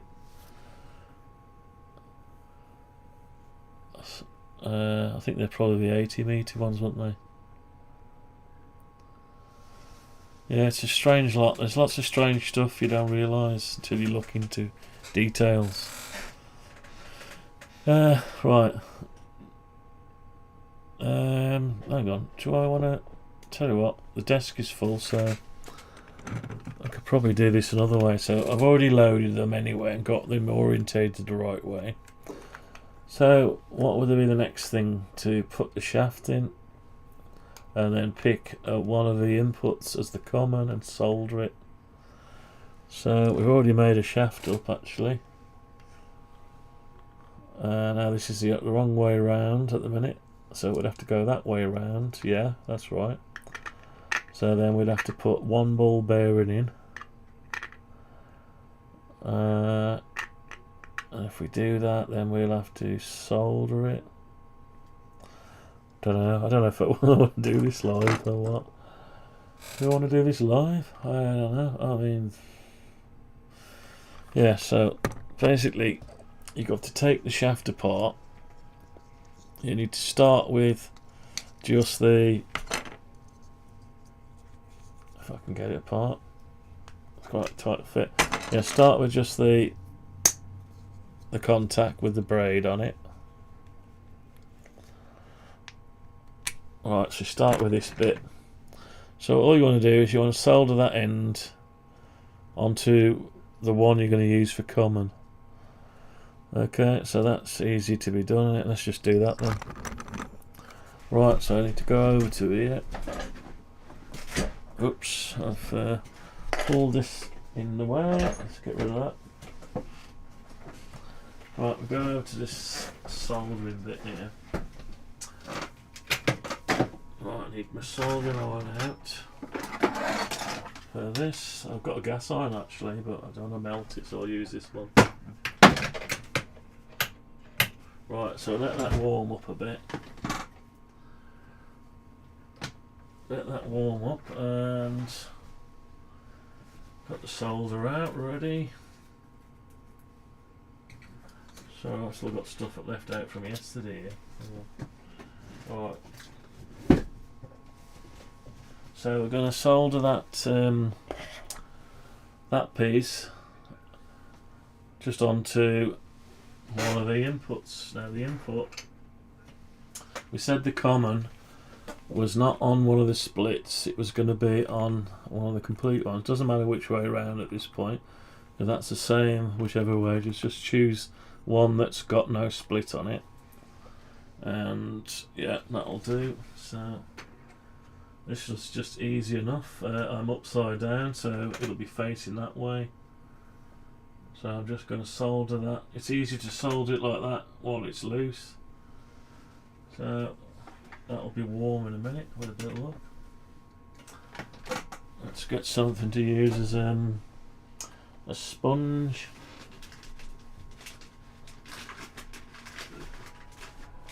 Yes, because you're not believe, so I've got electronics lab in another room, and I do stream from that in the past. But anyway, at the minute I haven't got it all ready here. So alright, so I've got a damp towel thing. It's just to clean the iron up. Yeah, that's okay now. I'm going to just clean that off there. Alright. Don't know if you can see any of this, like. Don't know if you can hear me. I've had to turn the mic down as well because it was distorting the other day. Right, I hope it's not distorting tonight, so I'm just going to tin one of these up. Not a lot, just enough to...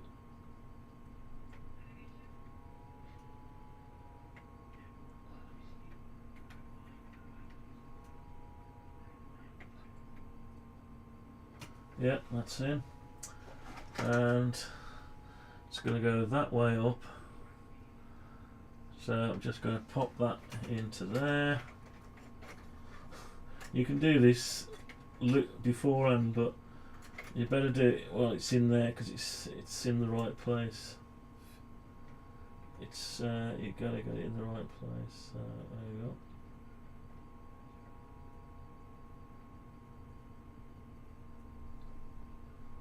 Okay, so that's in, so that's the soldering finished.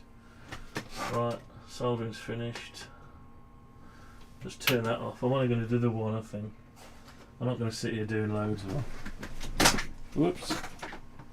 Soldering irons just fell down. Be good, soldering irons. Don't be naughty. Right, so you've got this now. So you've just soldered up to one of the things. Now you notice I've soldered it on a weird angle, slightly up and to the one side. That's on purpose. Right. So now I can put the shaft together. So I'm just gonna get the rest of the shaft and assemble it. Okay, I'm just gonna put this together. So just shove these together like that. There's no glue involved or anything. So that's going to be the top bit. So the next bit that goes on is this bit here. Now I've got to make sure. Yeah, I've got to make sure this shaft fits on it. Yeah, that's the way. You've got to keep the knob towards the left. Fit the shaft on it. Just temporary, so you get it orientated right. So the copper strip's got to go this way, same as the copper strip's got to go the same as the arrow. So I'll just take that off a minute. Keep that in one hand. So there, this has got to be. It's just very awkward. Keep it like that, and it's got to go that way. No, the other way up, like that. And that pushes onto there. Yeah. And just push it together like that. And once we've got it together, actually you can put the other bit back on, because this is actually the top and that's the bottom, because you're looking at it from the bottom. Right, so let's do it from the bottom. So that can be put on. Gone. Yeah, luckily this will only go on one way now. So there's one bit that will go on two ways, and this will only go on one way, so you can't get this bit wrong. Right, that's that. So that's got to face downwards. So you're going to have to go around it. So it's got to twist round like that. and pop that through the hole. Right, so you get it down as far as you can. You might have to manipulate the wire with the tweezers. Just need to bend it out the way of the shaft if it's in the way, which it is a little bit in the way.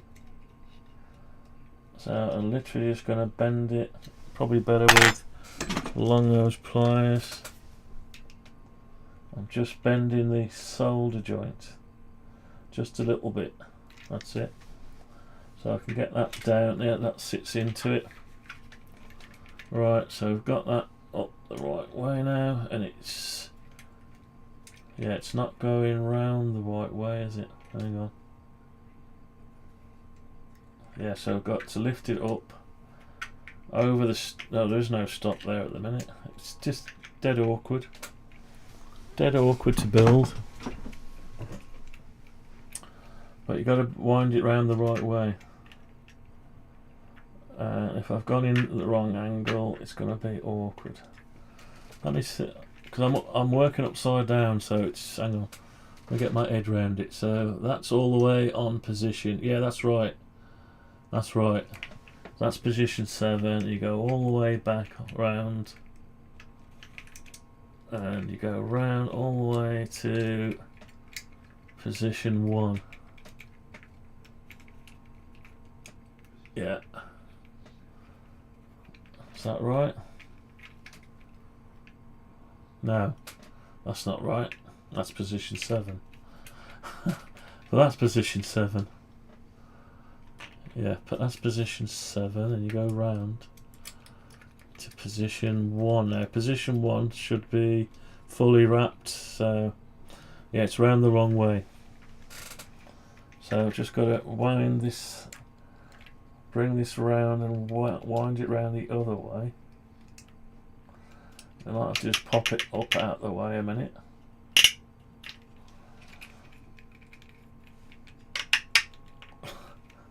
Yeah, so I've got to bring that under itself.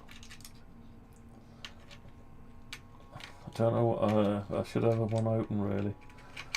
Right, so that's 7 and it's unwound. Yeah, that's it. There we go. Yeah, that's more like it. Right, so we're unwound there. Now the problem, yeah, so I've got to wind it round. You can't see, but as I go back to position 1, it starts winding up round the shaft. Yeah, that's it. And I'll bring it out. So I need to put my ball bearing in. So let's get some ball bearing out of the bag. We need 3. Each one has 3 ball bearings. 3 ball bearings. Just drop one. Got it there. Round ball bearings are dead awkward to hold. Right, where's my plier? So I'm going to put one down the bottom because it's the lid. So you can't see this. I'm just going to put one down the bottom into an indent. That's not as easy as it sounds to put it into the indent. Right, it's in the indent, so I'm going to bring the shaft round, drop the shaft on top of it, but I've got to put a bit of spray grease. A bit of spray grease or chain spray or something. So I've got to do that.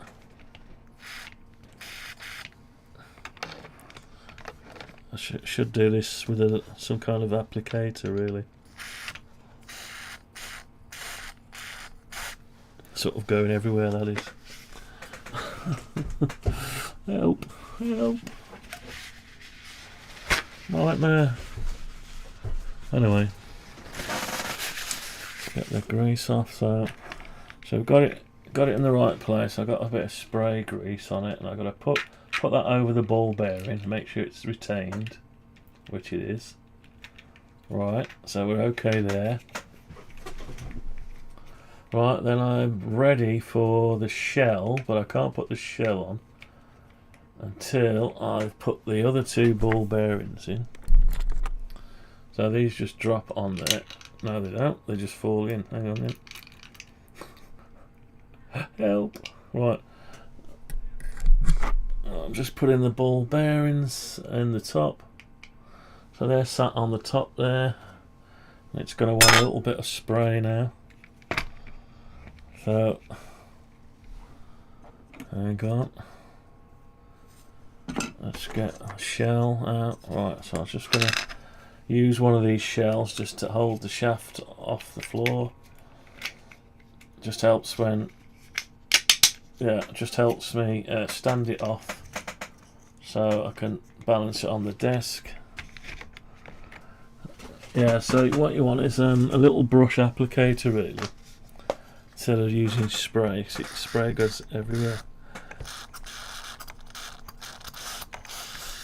Right, there's probably way too much on that.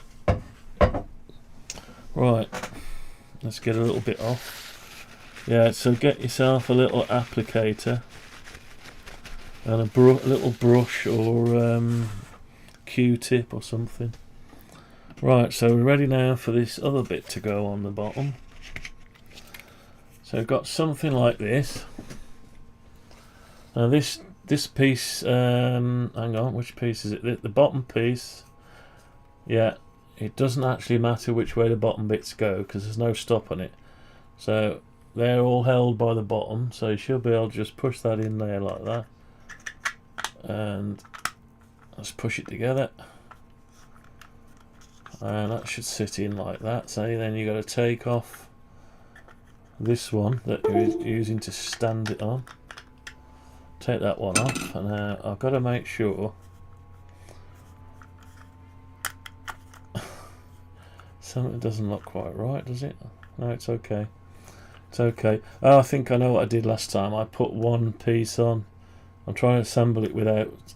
I'm trying to do it without reversing some process. So I'm learning how to do this. Let's just see if it'll go against the stop. Make sure I've got the right piece. Yeah, you got to stop that way, and then you got stop the other way. That's dead awkward. Right. So anyway, right. So let's put the bottom on, so we know that's the bottom. So we'll grab ourselves a bottom. So we've got our bottom piece. Let's get a newer one. And a newer one. There we go. Got a complete fresh one that's never been on. So that can go anywhere you want on the back of here. Just push it on there like that. Okay, and so we've got it like that.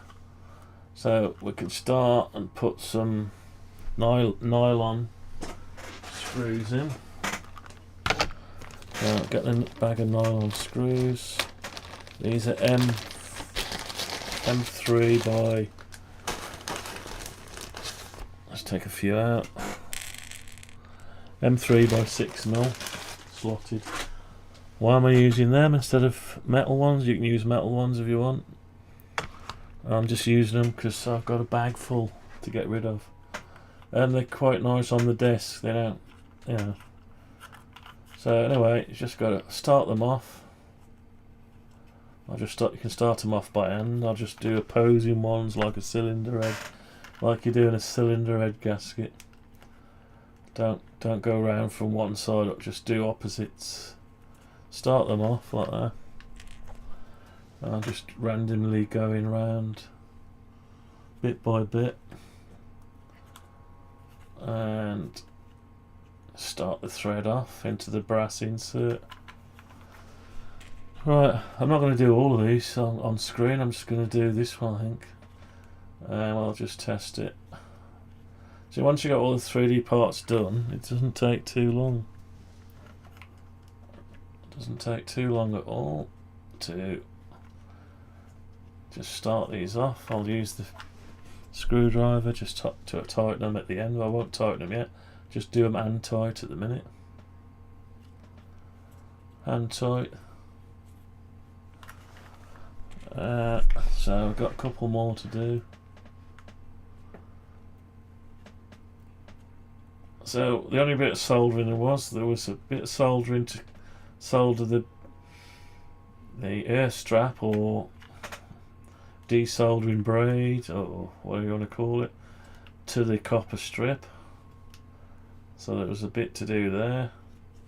That's not quite lining up, so if it doesn't line up, get your screwdriver, just square it up with your screwdriver and see if you can get it to start.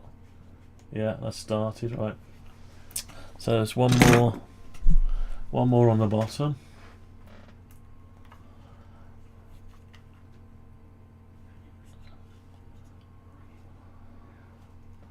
Yeah, so I'll just I won't go tight, I'll just nip them up so there's no more thread showing. That's it, I'm not going to tighten it yet. I'm just going to take the slack up till it just stops without trying to tighten it.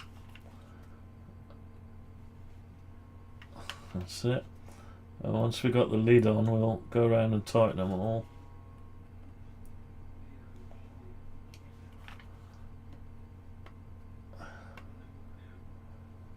Oh dear, right. Yeah, there's a lot of screws, but it helps even. You don't need this many just to hold the lids on, but if you want to fasten let's do the self-leveling properly and fastening down. Well, that's enough from there. So we've got the top bit, the bottom bit done. Bottom bit is done. It's just rocking in the wind there. So the next thing, you want the lid, so we'll get ourselves a lid. Get ourselves a lid, which is just going to be one of these that's got the foil on the back. So I need to switch, I need to know which is the end, so I need to switch it all the way around to the stop. Is that the stop? Yeah. Is that the stop? It doesn't feel right. Hang on. Is it? If you're not sure, just... No, it doesn't look right. Hang on. So I need to take that top off and have a quick check. I may have put the wrong one on that hasn't got a stop in it. So I just got to get that off. Alright, let's just have a look. Make sure I put one with this. It's yes, the top one. Yeah, I haven't put the stop on it.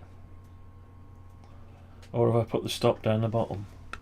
It's the trouble when you're working on it upside down. Hang on. Have I gone right round? Yeah, I've gone right round. Yeah. So I haven't actually put the stop on it. Yeah, and I've bent it round the wrong way. Yeah, I can see it's round the wrong way now. Yeah, because I built this one slightly different to the last one. So, what I need to do... Yeah, what I need to do... Without the stops, it's able to go all the way around, see. What I need to do is just bring that braid round this way. And, because it's soldered, it's not easy. These are some tips you've got to remember for assembling.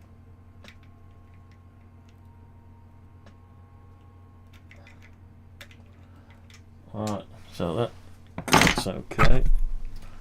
So, yeah, I got this down to a T earlier on in the week. Hang on. Right, so, yeah, that's weird.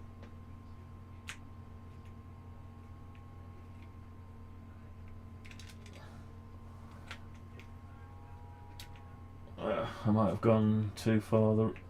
So when I turned it round earlier, I didn't need to do that.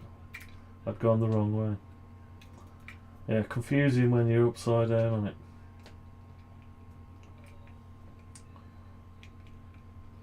Yeah, so we'll have to do a step by step to get this absolutely right, this bit.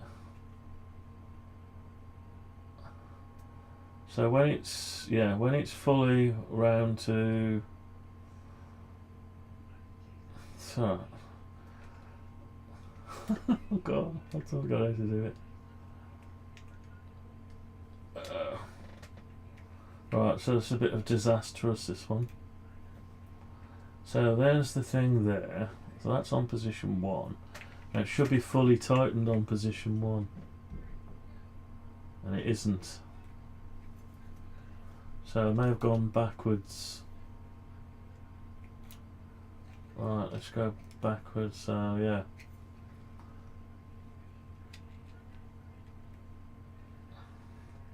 Yes, that's fully... No, that's the wrong way around. Dearly. Let's see if I can just wind it round. So when it's in position 1, it should be tight. It's now tight in a different position. Difficult to see, so let's just lift it up a bit. Right. Oh, the ball bearing's dropped out. Ah, I can see what's happened. Yeah, so I just need to wind it round the right way. Yeah, so I think I might have assembled this wrong.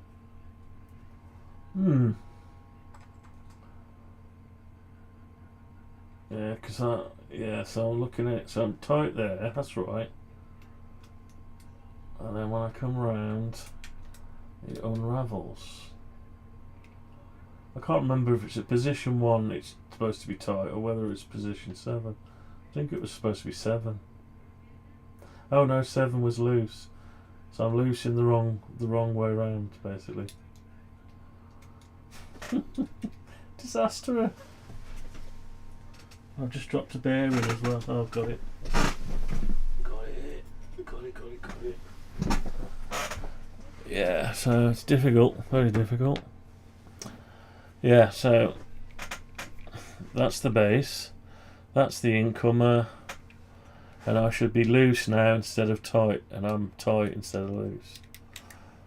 Alright, so I'll tell you what, let's try to wangle this a little bit. See what we can do. So when I'm fully clockwise, I'm supposed to be wound up. No, I'm not. I'm supposed to be loose. Right, so let's go the other way. So what did I do wrong here? That's exactly what I did last time. Have I put something in the wrong place? No? No, it looks good. So I went up like that.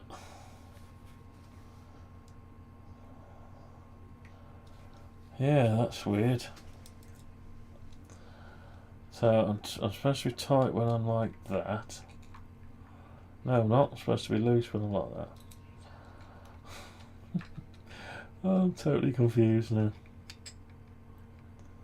Right, so I might have soldered up the... Yeah, I think I soldered it the wrong side on this copper strip. So it's supposed to be pointing the other way. And the confusion was that I started to do it previously with it the other way around.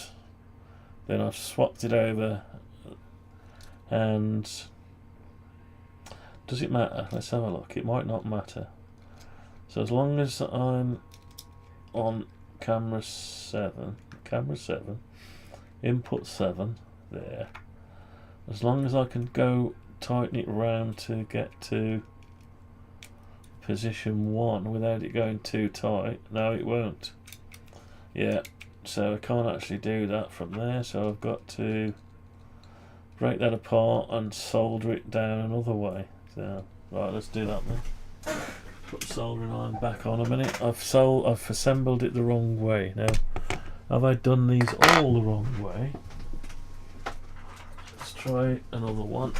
So initially, yeah, I've done it the wrong way. So initially I had it that way up, and that was the way it was soldered. But now I have it the other way, but it still needs to go that way, and I've got it in the wrong way. So I need to move that the other side. That's what it is. There's your problem. Right. So, what shall I do? Take it out? Yeah, take this one out. I'll just unsolder that. We'll take that one out altogether, and we'll start on a different one. Right, so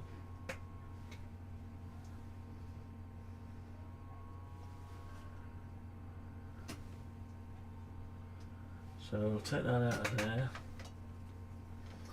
I'll make a new braid because I've bent this a few times the wrong way around.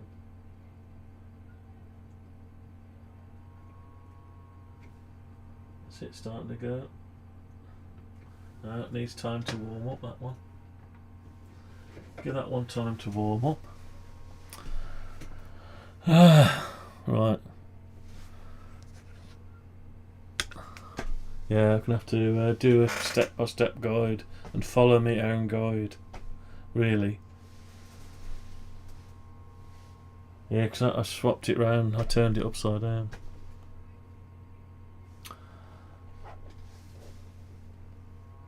Right. So, anyway, the iron should be warm enough by now. Just take that off there.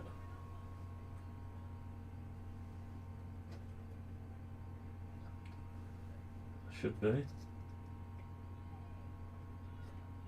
Oh.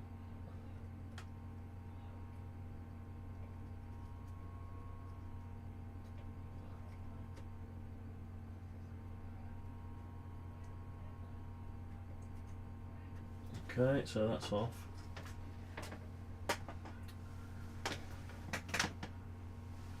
Right, so we've got that off. So I need to take the top off it. Push the contact off. It needs to be soldered the other way around.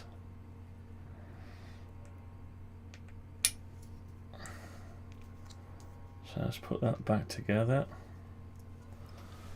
So that's soldered. It's going around the wrong way. It needs to come around this way. It was the right way when I had it that way up, but then I've since done that. So I'll leave that one for a bit, and I'll do this one. Start with a fresh one. Let's just move that to the right position.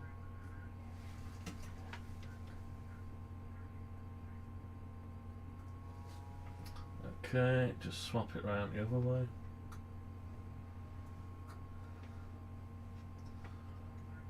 Try and do left-handed, that's awkward.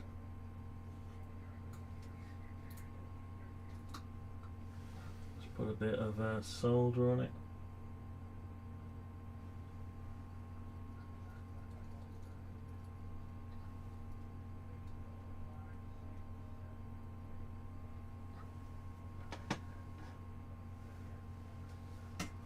Okay, so we're coming out the right way now, at least. Yeah, so as opposed to coming out that way, we're coming out that way. That can be put back on.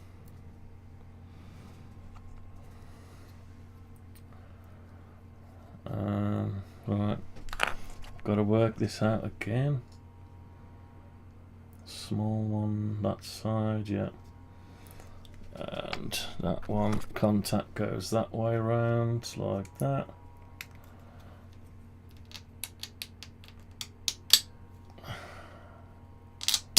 Push it all the way down, put the cap on the top, there we go.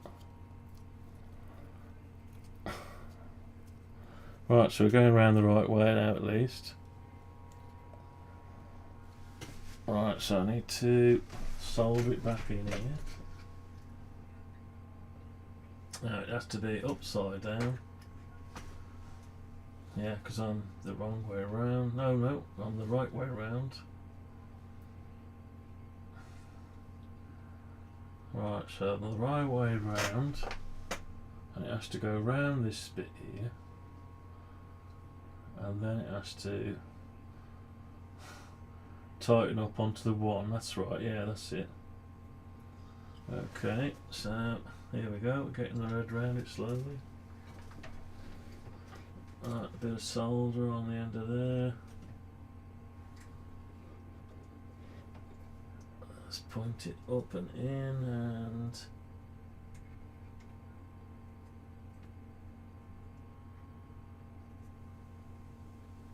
right, that's in. Turn that off. Right, so we've got it in the right place now. So when it's on number 7, which is there, it's got to be wound up. No, unwound, that's right. So when it's in number 1, it's wound up. That's it. Yeah, that's the one. Yeah, that's it. So it fits right. So I need to put the ball bearing back. Now there's 2 ball bearings at the bottom. Alright, so I've got this the right way around now. So that just got to balance a ball bearing there. And I need another one. Where's they all gone? What's happened to them? I dropped them. They've gone away. They've floated around the table. You're gone. Okay. They might have dropped. Oh, I don't know what I did with them. They must have fell out. Let's get 2 more. Yeah, you need plenty of bearings. 2 more bearings. Oh no, 1 more, sorry, I've already got 1. Alright, so I've got 1. This is very awkward. So I've got 1. Where's the 1? There, the one's there. That's why you got the indent, so you can use the indents to hold the bearing still while you pop this on. Yeah, that's it. Now, there's hardly any spray left. Oh, my arm. So I'm just going to spray onto the ball bearing down there. A little bit of spray.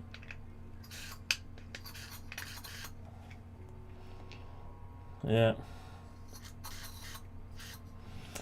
Okay, that's a bit awkward. Right, so I've sprayed it. So now we want the stop on the top. Let's just make sure we can go all the way around. Yeah, that's working out okay. That is working out okay, actually. Yeah. I think we need just to push that down. Yeah. I need just to manipulate the wire down a bit, if you can.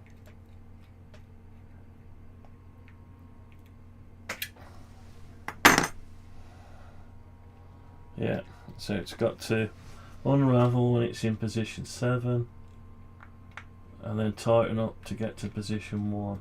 Yeah. Okay. Right, we're okay so far. Now we need the stop on the top. So we need to make sure the stop is assembled into position 1. So I've got the inside stop there, the bit of plastic lug has to be like that. Yeah, it's gone in and that shouldn't be out, that's the stop. And it goes all the way around to the other stop, that's fine. Right, so now I can put the lid on, the final lid, which is disappeared. There it is. Okay, so the lid. Now you need to find common, which is, that's number 1 there, and that is, I need to get the actuator, put it on there. So that's common, so you need to make sure you get your common in the right place. Just like that. Like that, and you can put the pop that on if you want to make sure. Just push that on and just hold it all still while you see if you got 7 and then 1. That's it. Okay, and now we need to put some more screws in. So more screws.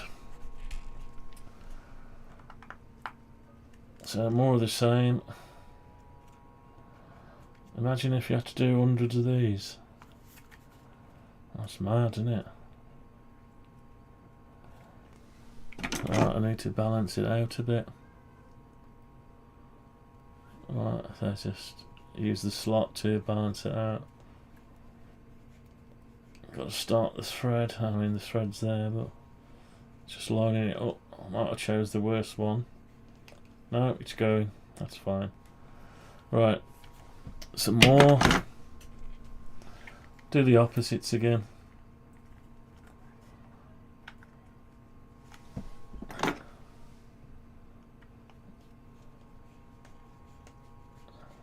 Yeah, it's going.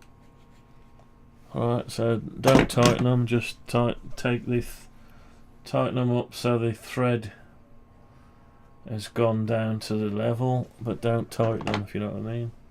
Just turn it until it just bottoms out. That's it. Right, so we're in far away from a completed unit, maybe. We can do some tests on it. Now I've got grease on my hands and I've touched places I shouldn't have touched. So ideally the grease, if you use the grease, maybe you can find one that's conductive or something, or hydraulic fluid seems to be non-conductive. Yeah, I don't know. I'm not using hydraulic fluid, but I know they put it in pumps. I gotta be a bit careful. I don't know. And sometimes you have to squeeze that to get the hole lined up. Is that going in? No. No, that's not going in. If it doesn't go in, just try another one. And then, as the more you put in, it'll line. That's why you don't tighten them all up. So you just get the ones you lined up. Then it self-aligns. It'll automatically align any awkward holes that haven't quite got in.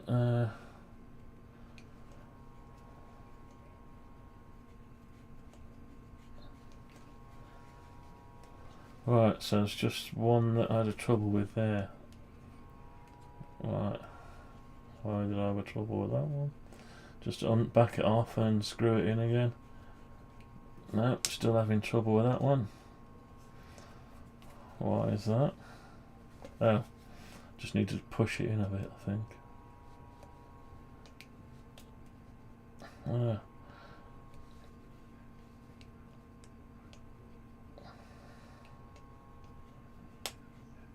it's not going. Right, so take it out.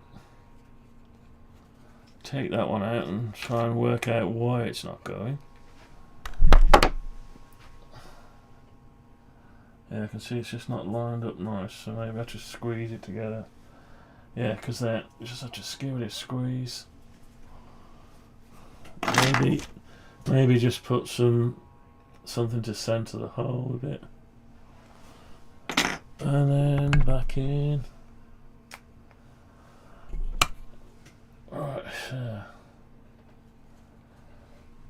Yeah, I went to the doctors about my arm, and he said, you haven't got a blood clot in your arm. He says, you haven't got, it's not your pills.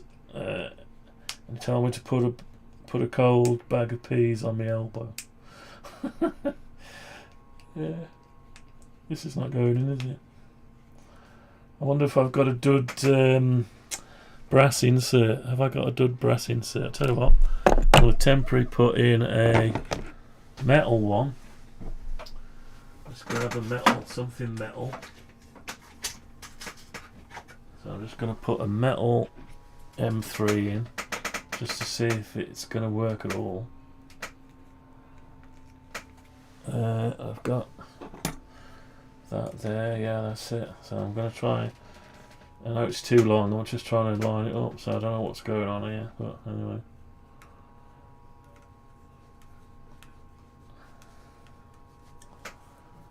That right? Don't know, it looks a bit weird.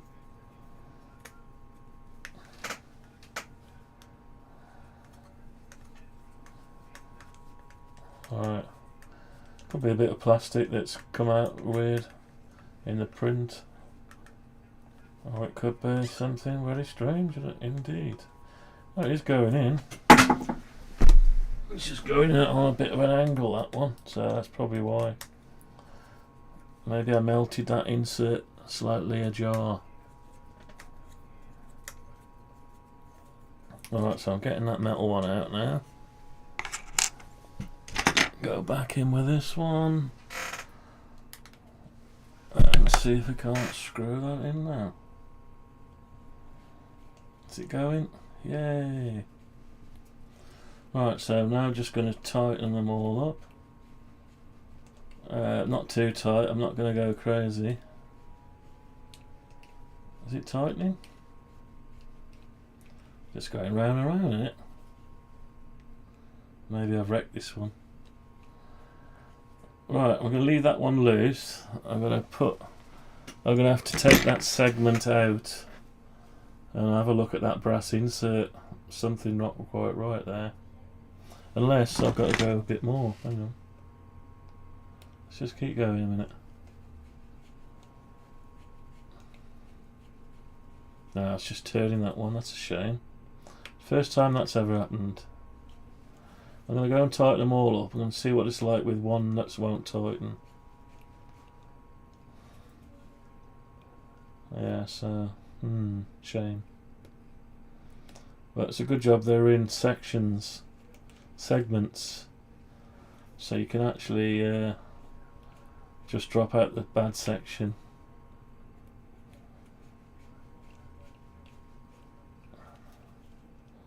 I probably could have been a brass insert that was dodgy. Oh, I've got another one there that's missing. Need one more. Where's the bag of bits gone? Well, let's get another one of these. I missed one. It's taking far too long, isn't it?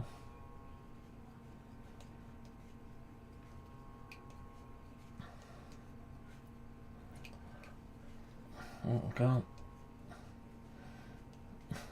I've got a dud here. What have I done? Oh dear, hang on.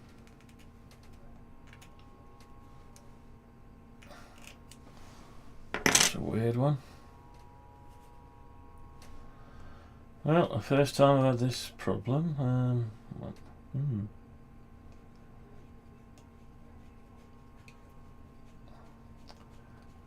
I was rushing it, maybe.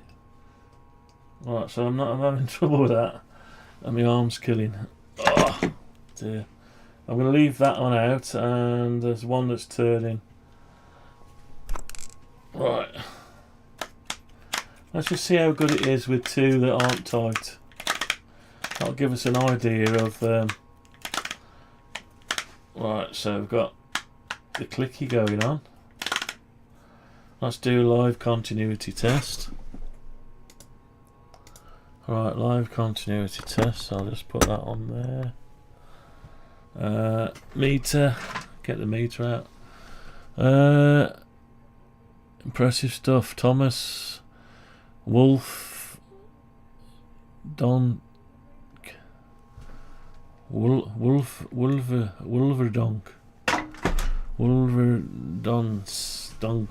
Sorry if I butchered the pronouncement. Let's just welcome you to the stream.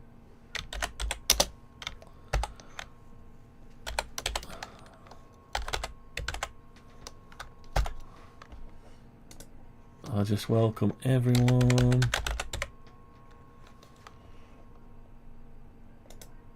Right. Impressive stuff. It's not really impressive if it's going wrong, but I mean, you know, you get to see it the way it is. It's the first time we're building 10, and you buy your brass inserts, and so you're going to be let down by, if you get a, you know, I buy cheap, buy everything cheap, down to a price. If you want a bit of less hassle, maybe, you know, maybe you'd buy a bit of quality brass insert, or maybe it's the way I've pushed it in on an angle. Right, let's just Right, so I'm going to put that, see if I can get that into shot. Get that into shot. So they got the ohms. Bear in mind that this unit is basically, it's just newly built. Let's see what we got. So we've got frame ground.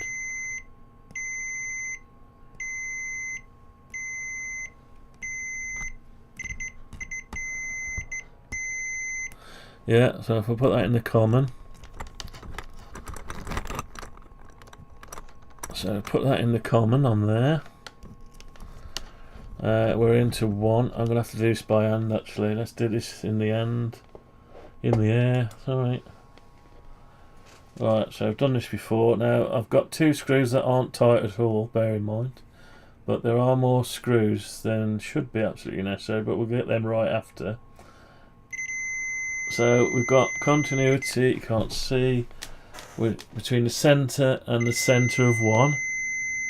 And it's showing 0 ohms, you can't see it. You can hear it bleeping now. Switch to 2.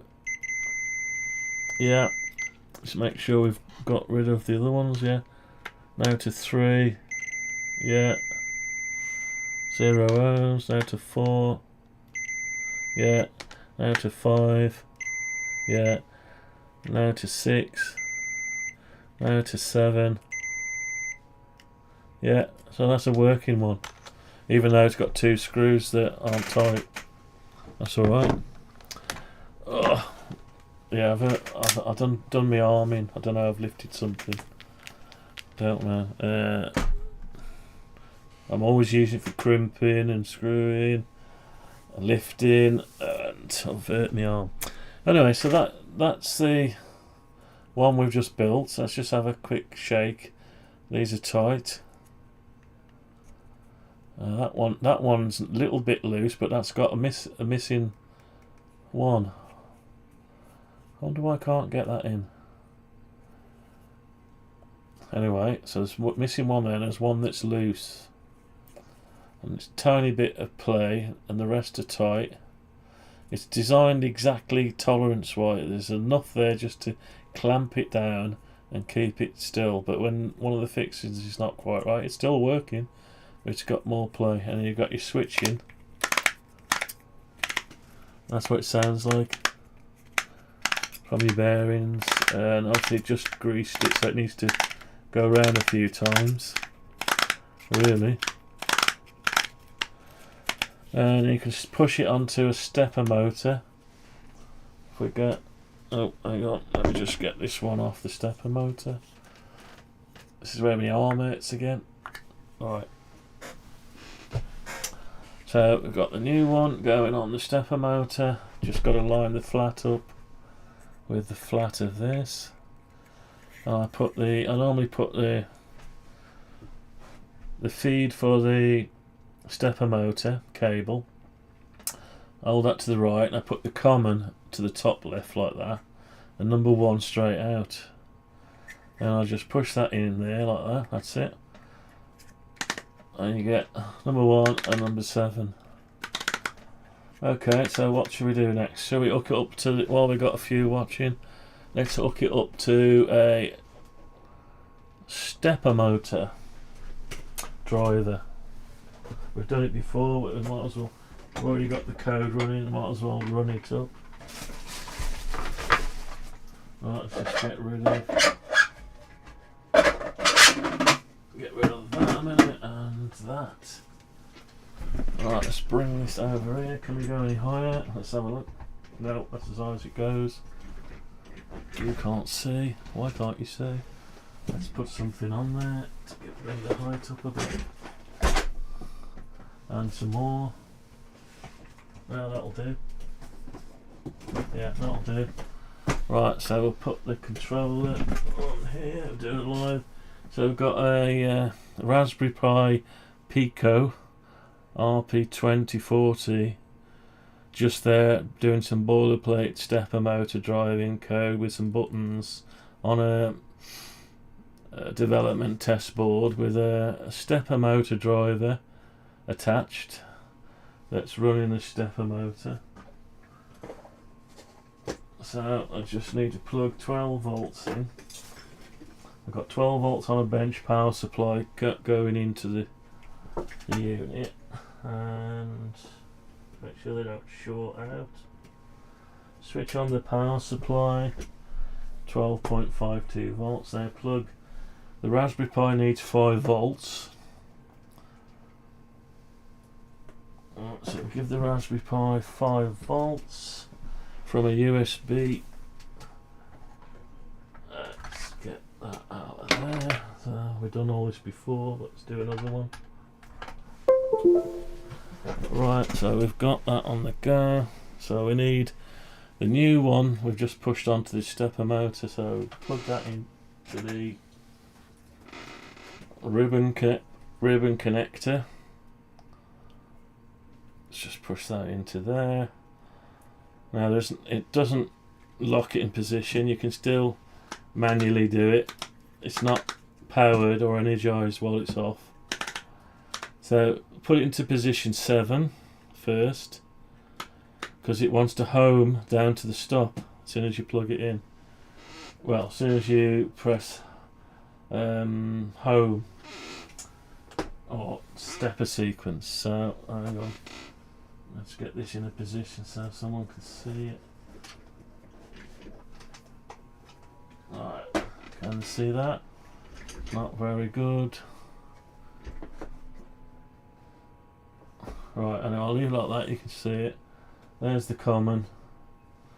Right, so first thing I'm going to do is press, we've got three buttons doing so. At the middle button we'll start a test sweep, switch it backward and forward. The first thing I'll do is go and try to home to a stop, so let's just do that.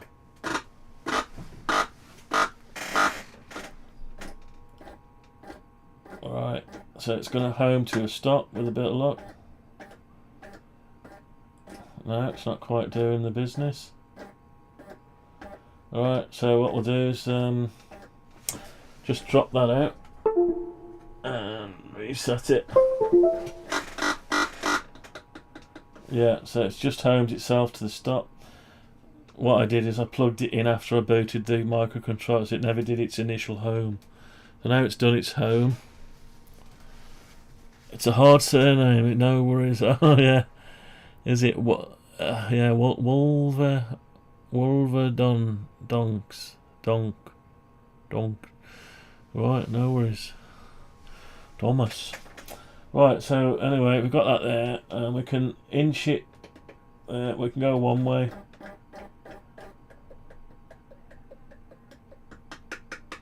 Alright, then we can go. Yes, something not quite right. Don't know what's not quite right. Is it sorting itself out?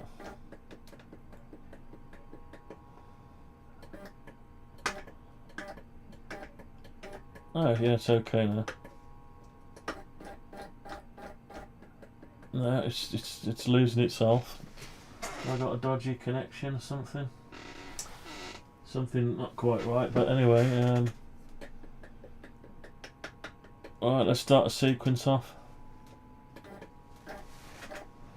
Yeah, it's not lining up. Wonder why that is.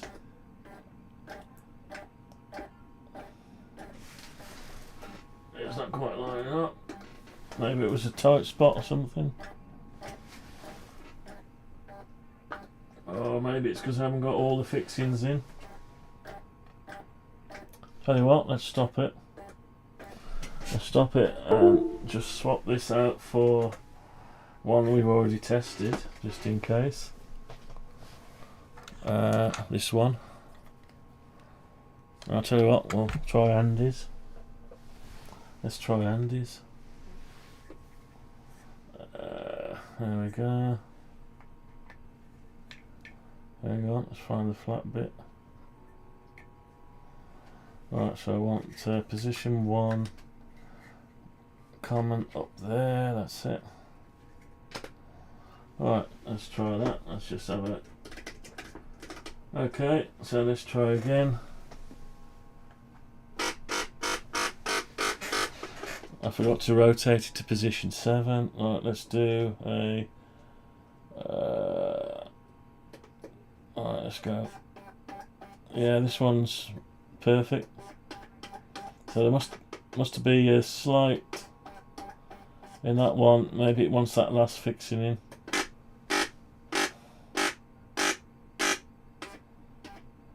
Yeah. So that one's it's switching to the right angle. Hang on, let's get it up the right way around. There we go. There we go. Oops, get the camera right. So it's just running a test sweep, a test sweep at the minute. That's all it's doing, and it'll do that. It's the same way we had it all day. So, oh, that was brand new actually. That one, and it might be a little bit tighter than normal. I've got the torque set just enough to make it move, so it keeps everything cool, doesn't overrun everything. So, having said that, let's just pull that out again. And oh, I can't get that off now. That's it. Get that one off and put this one back on. See what is going on. I haven't got the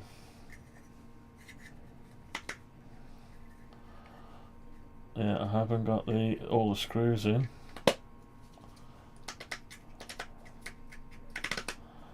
Probably need to bed in, I suppose. Right, let's try it again.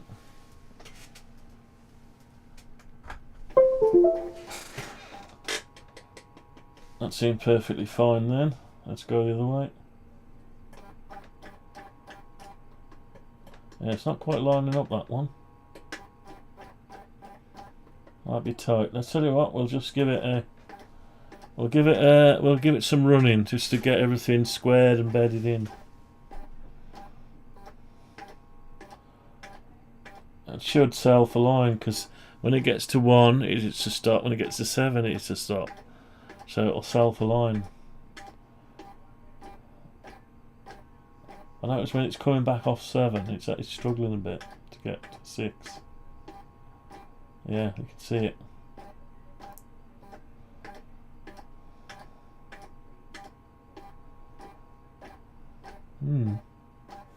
Have I forgot to put the ball bearings in? Oh, I forgot to grease some part of it on, probably.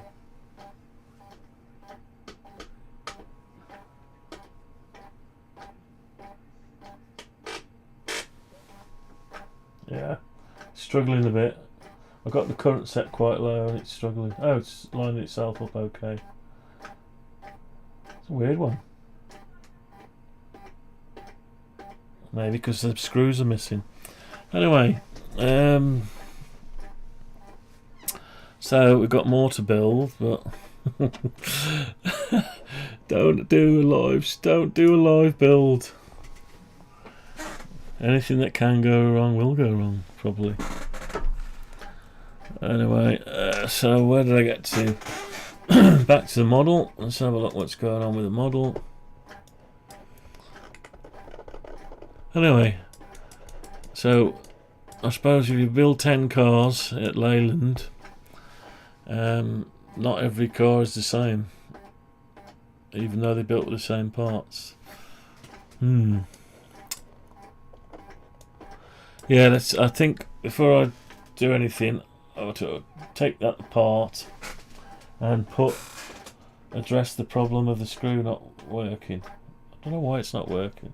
Anyway, I'll do that later. How long have I been going? 2 hours 34. I was going to make a new clamp for this, wasn't I? Suppose we could do a little bit more work on it. I'll let that one go in the background while we're just designing this. So if I go on to the mic holder, right, this is my existing mic holder, and I wanted, it works okay, but I think I want to extend it out to use one of the fixing holes here on the back, or 2 of the fixing holes, and then 3D print it out. So we've got to decide what we're going to keep. Now, is the bottom any good? I suppose I ought to have a look. Where is it? Oh, here it is. Here's the one.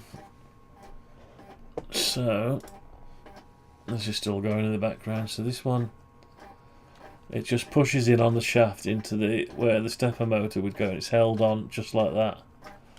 And then we've got this one on Maker World that I don't know who designed it, but I've just used that one. It slots in there like that. You can wind it up onto your shelf wherever you want it, and you can switch it like that. Just put it on here and switch it. But it does do that though. A little bit of a wobble. Doesn't matter, but I was worried about it falling off, but it's actually okay. So the idea was I didn't want to touch any of the fixings and just push that over and on, and it just sits as an intermediary between that and that. So it does actually work, but when you've got cables coming off it, it might have too much weight, it might come off. So I think if we make one that just has some supports that come out, and it just sits underneath, you have to put 2 longer screws in. It shouldn't take too long to do. I wouldn't have thought. Anyway, let's have a look at that. Let's have a look at that. So this is the one now. Do we keep this one or modify this one? So that's the sort of bottom cradle. So really it only needs just to connect to 2 lugs here really. And obviously we'll have to lift those 2 up. So this, we've got to decide on which bit's going to be doing it now. The bit that's flush is this last bit of washer here. Yeah, so this washer, this insert that spaces it over the little bit. So we're going to have to convert that to come out. Yeah, so we could do that. So what I need is some geometry off it. I need some geometry, so if I take some geometry off the lid. So I'll take that and that. Oh, and the holes. Now, could go what? I think I'll just go up like that. Yeah. So I'm just going to copy that out of there. I'm going to get hold of this one. Go into this bit here. Right, and paste it in place. Right, there's the geometry. So I need to bring out. It doesn't need to go all the way over, does it? It just needs to come up a certain amount. So we'll start by bringing. It doesn't necessarily. It needs to come up and across, basically. So if I come. Let's just measure something from there to, let's say, what we got here. 29, so let's say, I don't know. Let's just say 10 mil. 10 mil. So we'll do so go across just like that and like that as a bit of a rough guide. And what we can do is come back here. What's 10 mil? 10 mil. That's probably too much. 5 mil. Let's say 5 mil. Come back 5 mil, and this way 5 mil. And what we want to do is come across from there up to. I can't cross over that slidey bit, so I suppose there,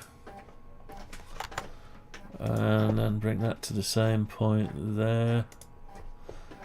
Right, so we've got a bit of flat going on there. That's good. And it needs to be roughly the same thickness, 2 mil, yeah. Is that a lot? That's quite a lot. We'll leave it on 2 mil. Leave it on 2 mil. Right, so we've got that. We don't need these bits anymore. Or these bits. We don't need that bit or that bit. Right, so we've got that there. We need a certain thickness. So I'm going to have to take these off a minute. Come out, we'll paste them in place there.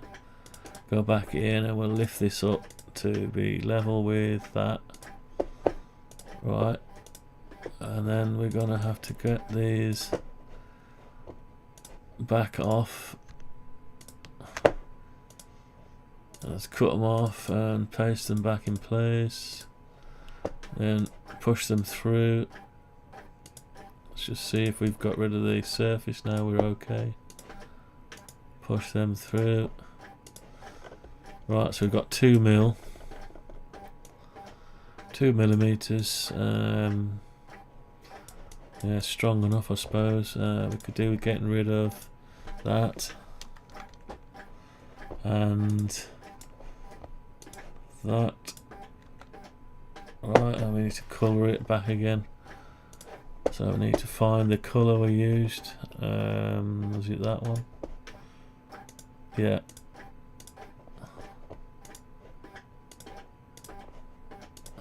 Right, it's a bit of a weird shape. But maybe we can get rid of some of it if we have to. Right, so we've got this extended.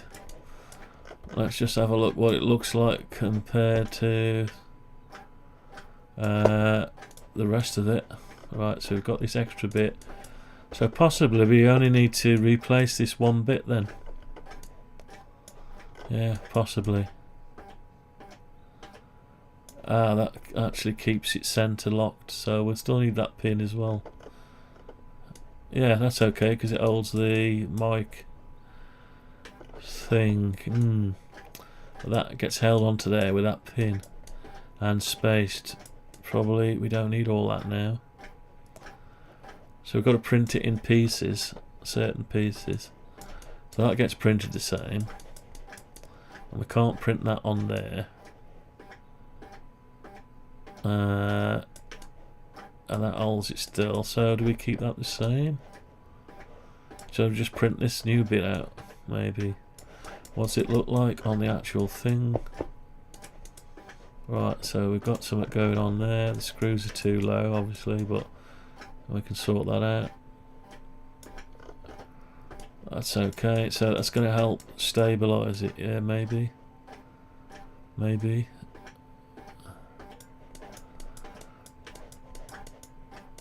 Yeah, so it'll stop it sort of arcing out, but you still got all the weight on that one pin.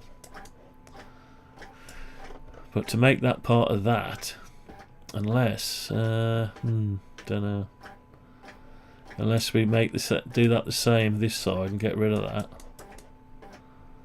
Yeah, possibly. Then we'd have to work out how we're going to get this, the bit for the to go in the V. Same as on the back of a Yaesu mic. So we could reproduce that down here. Then we've got to work out. We'll need the side still. And we've got to work out how we're going to print that. So that could be printed all in one on here. But then you need something to clamp the two together. I'll tell you what, we'll just print that out for now. It looks a bit weird though, yeah. Alright, I'll just print that out. I'll have to do it in steps, I think. So, right, so that's going to be a new. Oh, we need to have a look in X-ray mode. See if there's any non-manifold edges. It doesn't look like there is there? No, they're okay. There is no non-manifold edges. Right, so I think we'll print that out then. Now I've got black in there, and we started in white. Does it matter? No, I could print it in black. Doesn't really matter.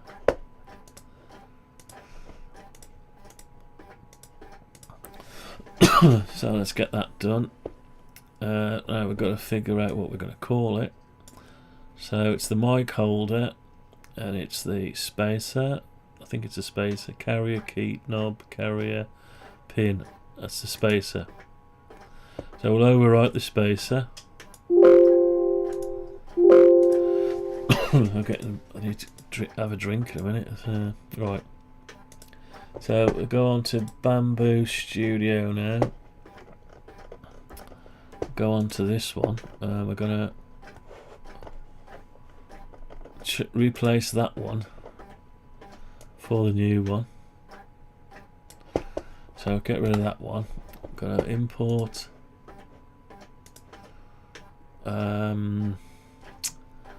mic holder spacer. There we go. Right, there's a new spacer, so we need to bring that down here. Actually, I can sit right there where it is, can't I? It's the wrong way round, so we need to automatically orientate it. So it's turned it round for us. Yeah, let's see if we can position it in a bit better. How's that? Let's have a look. Yeah, that's alright. Yeah, that'll do it. So at the minute we just want that bit. So we will not print these bits. Printable. So then we'll splice that out. That's 20% infill density. That should be enough. It's thin anyway, so there's not much infill on it. It's all walls, so that's fine. So we've spliced it. We're in the wrong colour. Does it matter? No, we can print it in white. It'll just eject the black and then print it in white. So we'll print that then. Okay, let's go for it. This thing's still going in the background. We'll have a look at it again in a minute, see if it's lined itself up better.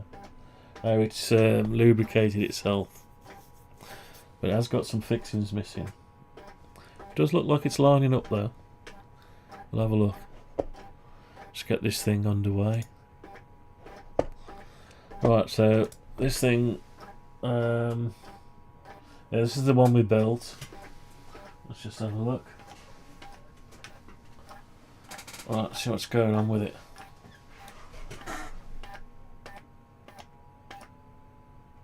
It's on its paws, so it looks like it's lining up okay now. Now it's had a bit of wear. Lubrication's got round the ball bearings and they've circled. No, it's actually not. It's not. There's something not quite there. Yeah, it's having trouble coming off that one.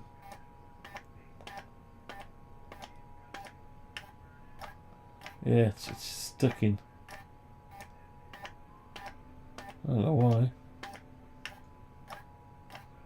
Strange that. Wonder what that is then. So what? Let's pull off the stepper motor a minute. Let's have a look round there. See if there's anything. Oh yeah, yeah. Yeah, I can feel it. Yeah, it's quite stiff that. So I wonder why it says stiff there. Yeah, it sort of locks itself a little bit. Don't know what's going on there. Let's take this stepper motor off. So is it still stiff now? Yeah, look. It's nice and it's not so snappy there. It gets louder up here. It's nice, but when I took it off, actually, maybe because it was pushed in. Now I've pulled that out, it's brought it into the right place. I'm just wondering whether that was the shaft was pushing it up. Stepper motor was pushing it in. I can test it by pushing that. Put my finger on there. That might have been the other way. So if we go the other way. No.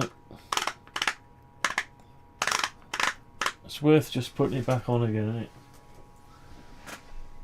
So it's worth just putting it back on again.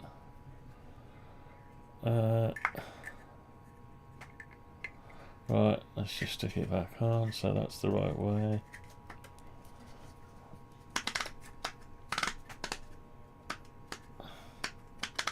difficult to feel it. Alright, let's just try it again.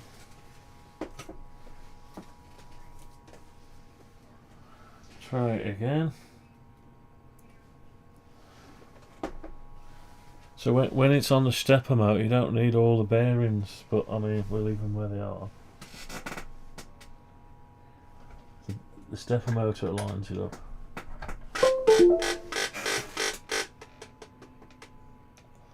Right, let's try. Hang on.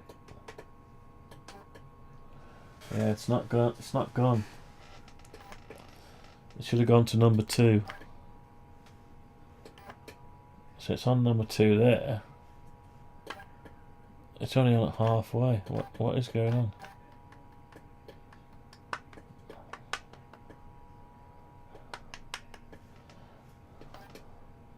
Yeah, that's weird. It's only going halfway. The voltage is staying okay. That's weird. I've never known anything like that.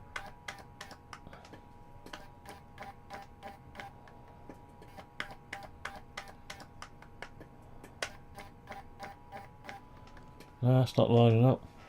So take that off. Take that one off. Put in the other one. The other one. Yeah, the other one.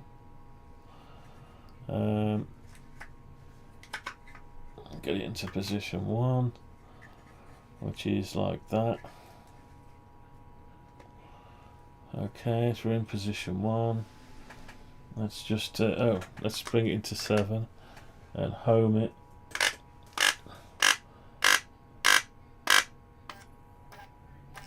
Let's see what's going on with this.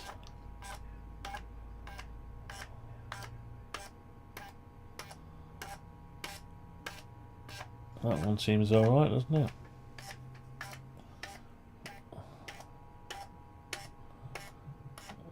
Must be. Maybe it's because one of the fixings isn't in.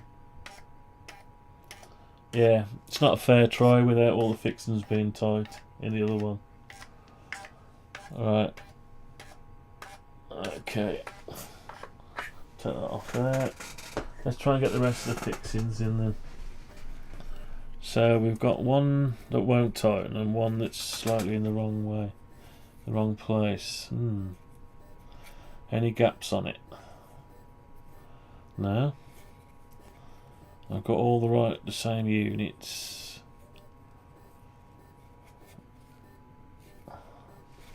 Doesn't look like it's lined up though. Why not?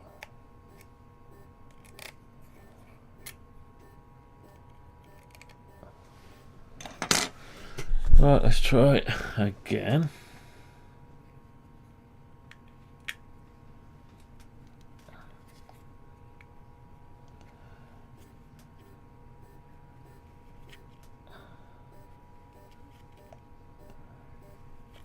That's not wanting to go in. Right, let's find the one that wouldn't tighten, that was just turning. See if we can find that one. See if it's on the same segment. No. No. No. No. No. Yeah, there it is. So we've got two on the same opposing segments, but going across the same unit. That won't tighten. So we'll change those two there. Alright, let's see if we can do that. See if we can change those two. So to do that, I'm going to have to undo it. So we're going to have to undo it. We're going to have to move these across. Give us a bit of space and undo all these. Oh, do I need to undo? Yeah, I need to get the lid off. Yeah.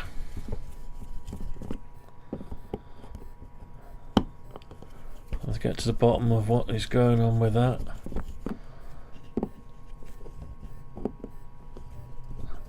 Suppose you buy a load of brass insets, it could be one that's not got a proper thread or something. Maybe it's got no proper thread. Don't know. I don't screw things in, I just melt them in. And I get to this stage before I find out if there's any problem. And I shall have a look.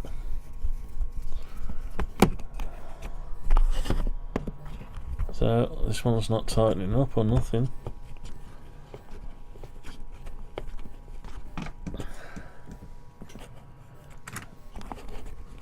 Right, let's take the lid off. So the lid's coming off.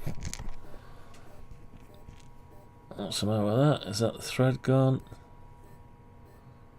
It does look like the thread's gone actually, yeah. Right, I'll put that to one side, that one. I've got another thread here.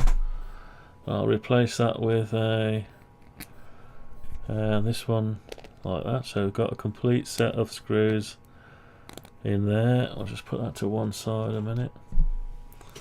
Alright, let's lift this off.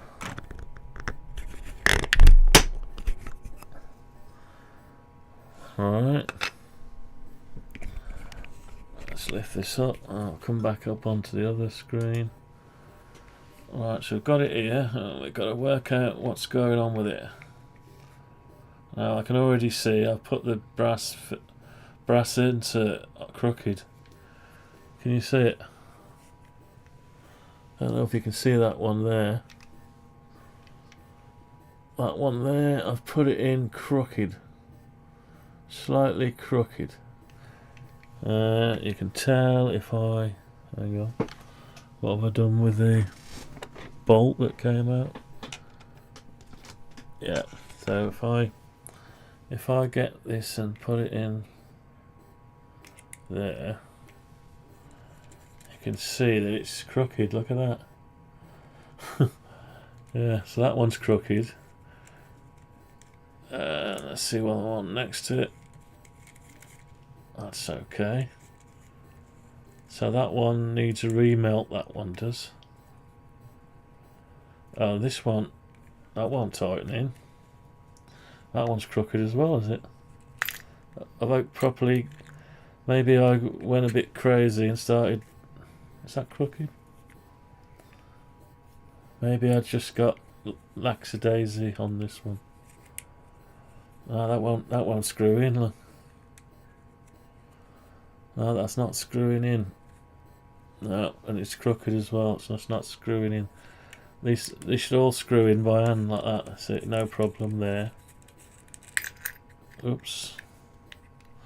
So, if that one's not screwing in, it begs the question why. Is that one crooked as well?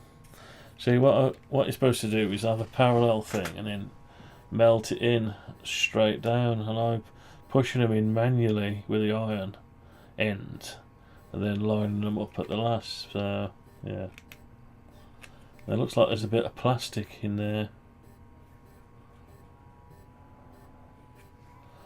So I'll tell you what we'll do.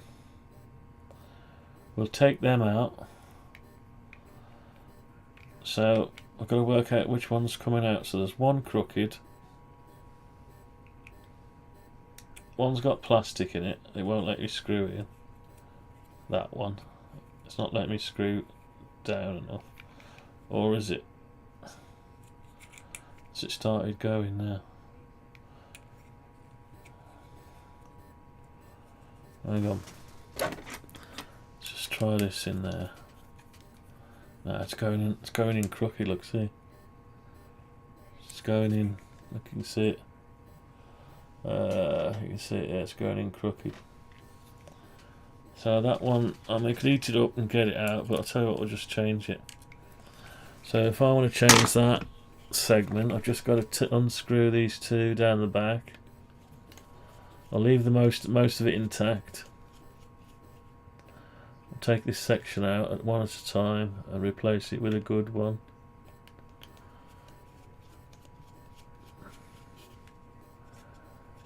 Okay, let's take it. Let's just take that segment. Once those screws are out, this segment should come out. Should it? Oh, they are interlocked, so yeah, you're going to have to expand them a little bit. You might have to undo the next one. If we can find the other one that was crooked, That's the one that's locked in position. It won't undo. So let's get that one out. We'll use that screw to find the one that's crooked. I'm trying to find it now. Which one is it? So that's the one that's locked. There's the one that's crooked.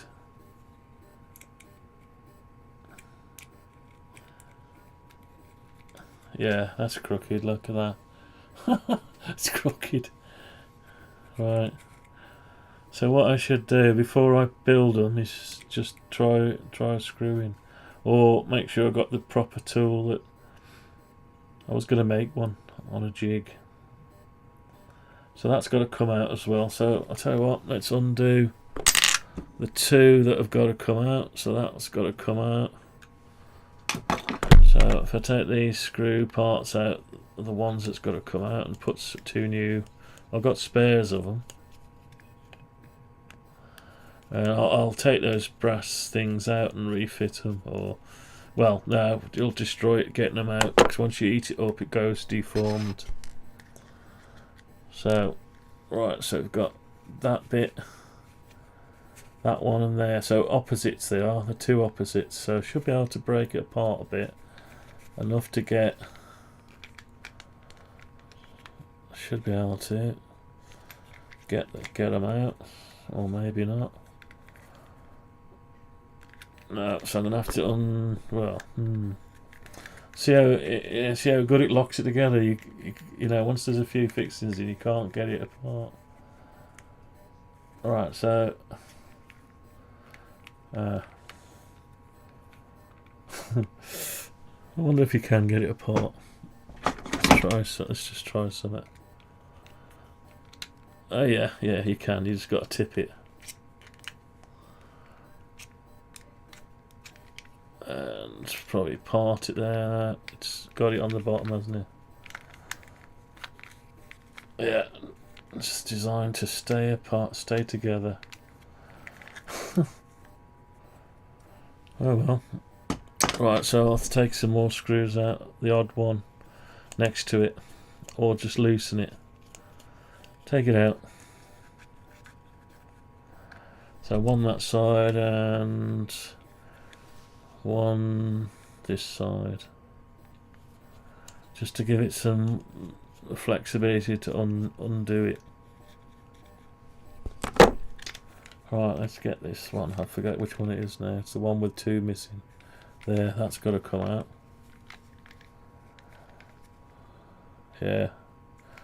Am I taking the right one out? That looks alright to me.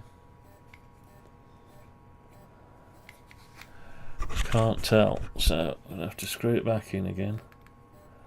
One of these is... that's... I don't know, can't tell.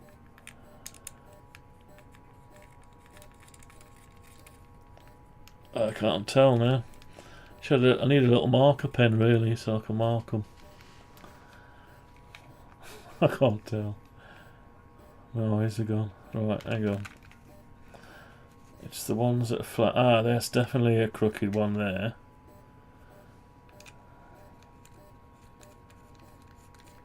No, it's not too bad.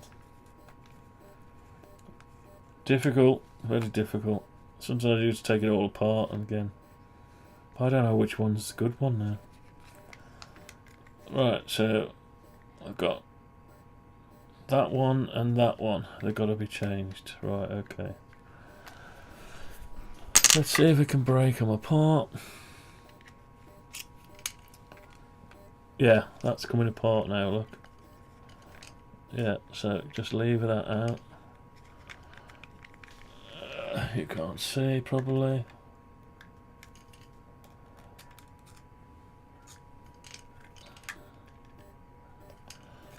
That's difficult. Yeah, very difficult. You've got to build it. Alright, I'm just getting it out now. It's just coming out. Sort of. Half and half.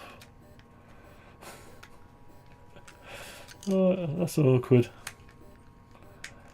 That's very awkward. So obviously I've got to check these before I start assembling them.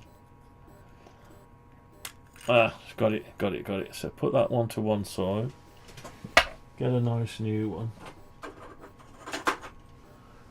Quickly check it to make sure it's nice and square. This one looks okay. Yeah, that's nice. So I've got to put that back where it was before it all drops to bits. So I'll put that back in its place. Try and hook it all in. They seem to go in easier than they came out. Sort of.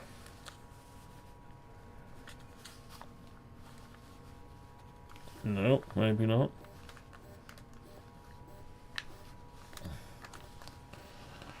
It's probably easy to take it all apart. Oh, no, it's going. Is it? Yeah. Yeah, so I've got that in. So I'm going to put the screws back into there. So I'll put the screws back into this new piece. I've got to be a bit more careful when I put those brass inserts in. Bit more careful when I put the brass inserts in. Alright, let's tighten them up.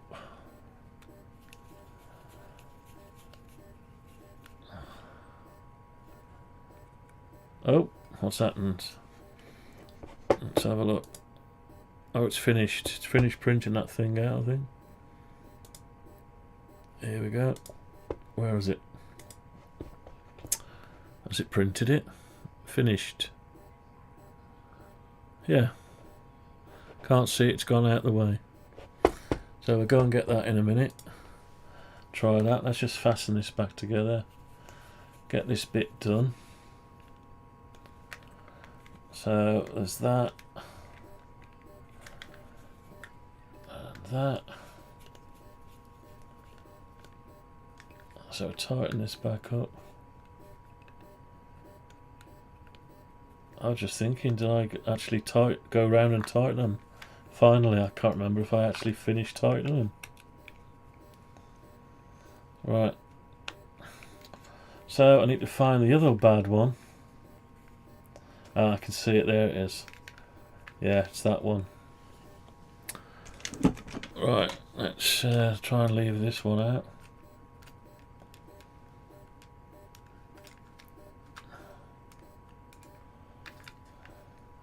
This thing's still going in the background. It hasn't got anything on it. It's still trying to turn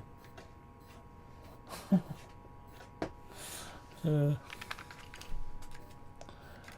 Right, let's get this out of here. Calm on, you can do it.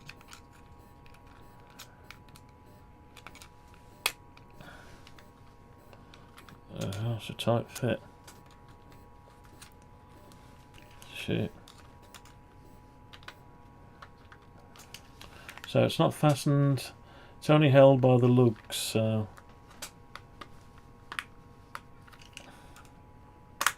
Oh, that's got it. That's got it. Yeah. Bit more. Right, we're almost there.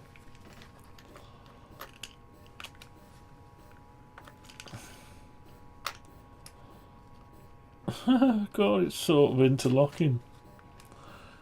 Almost doesn't need any screws. It's weird.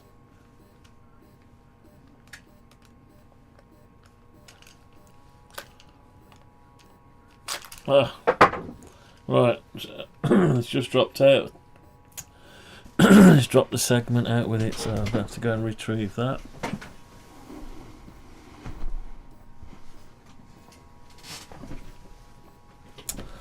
So that's dropped out with it, so that's another one to discard. That's the one with the crooked... Yeah, the crooked... Yeah, two crooked things. Right, let's... we've got to put that back in its place. So we've got to put that back in the right place, which is that way up. Like that. Just leave it there. grab another one of these, make sure it's good. So you've got your brass inserts actually lined up. Yeah, that look. Oh, does that look okay? Not sure if that one looks okay or not. I'll leave that one. Let's try another one.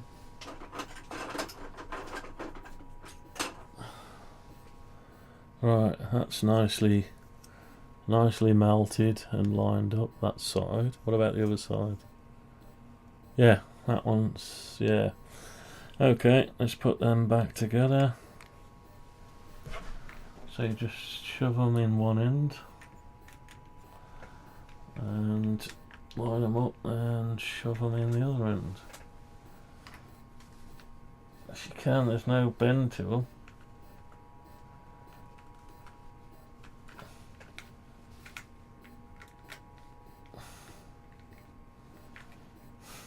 So awkward.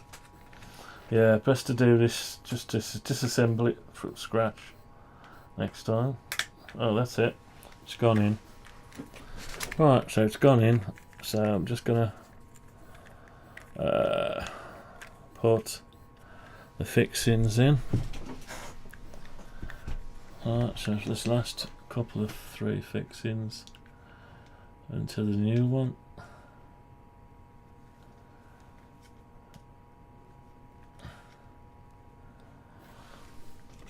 Alright, let's see if it'll go in. Yeah, that's going in. Alright. Yeah. Alright, I'm getting thirsty now. Alright, so these are going in no problem. So obviously if I've got to be a bit more careful putting the brass inserts in. I made some extras, so we're alright.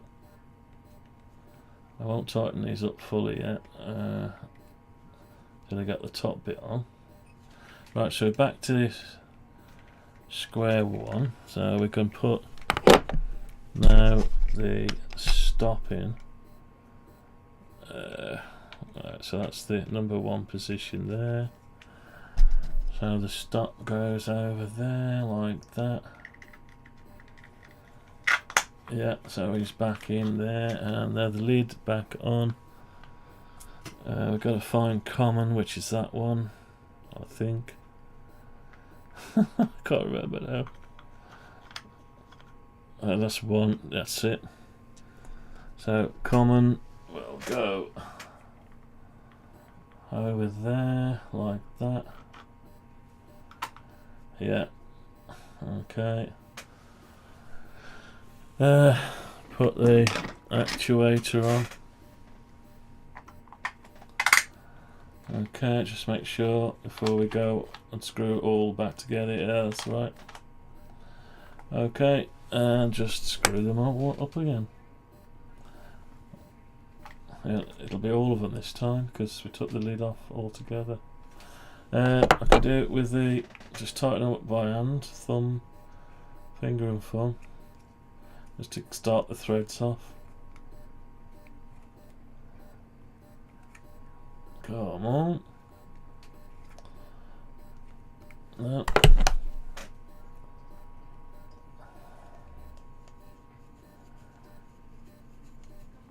That's not going. Why no?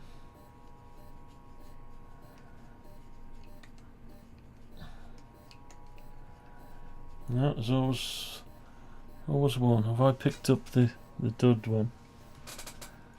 No, what's that one? Don't know, I'll put that to one side. I'll try a new one. I don't know if that's a dud one. Let's try a brand new one.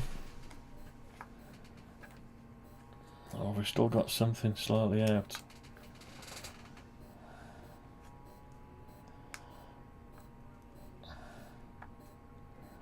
Right, let's just try the metal one in. Sorry about the clacking around. Got no desk space.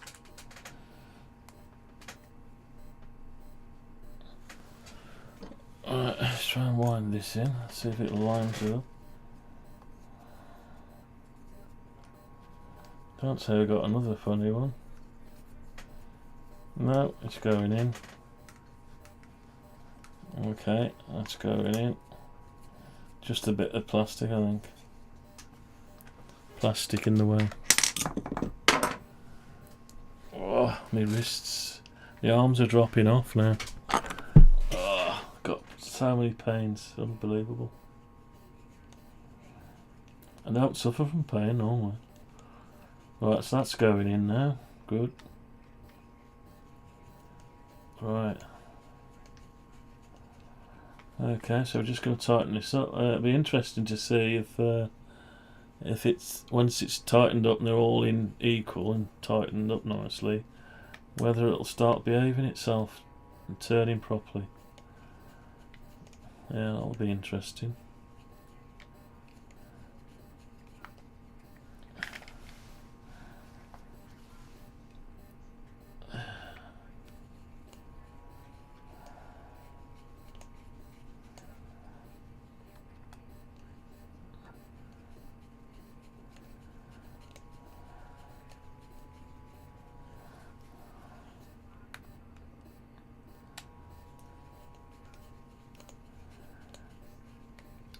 Oh, my poor, everything's done with this right arm. All the crimping, screwing, manipulating. The poor arm never gets a rest. Never mind it. Right, so there's just one more here now. And I seem to have started the thread. Why was it not going? Is it going now? I think it's going now, yeah. Right, so let's just tighten them all up now. Give them a nice little tighten. That's it.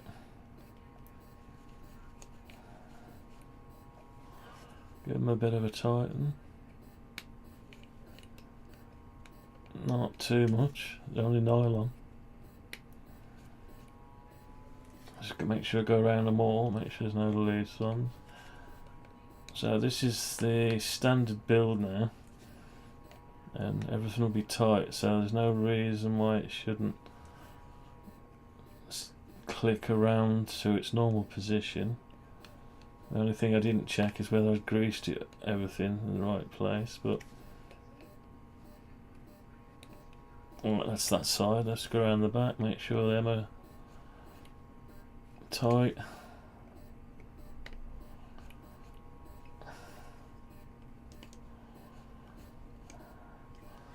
Oh, I wonder if this is too evil a build for a self-build. Too evil for the end user to build, maybe.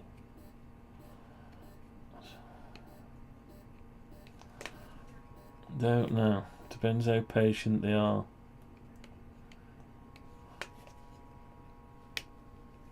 Right, I think I've gone round them now. So this looks like everything's tight. Just make sure. Yeah, everything's tight now. Right, so we've got everything tight. Let's just make sure it goes round. Yeah, everything's tight. Let's just make sure the shaft is sort of centered. Let's do a quick continuity test. Quick continuity test as soon as we put it all back together again. Right. Let's have a look. Down view. Continuity test. So common and all the way around.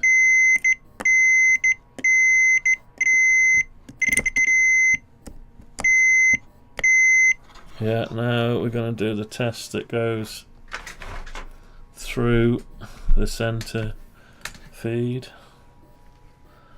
My arm's dropping off now.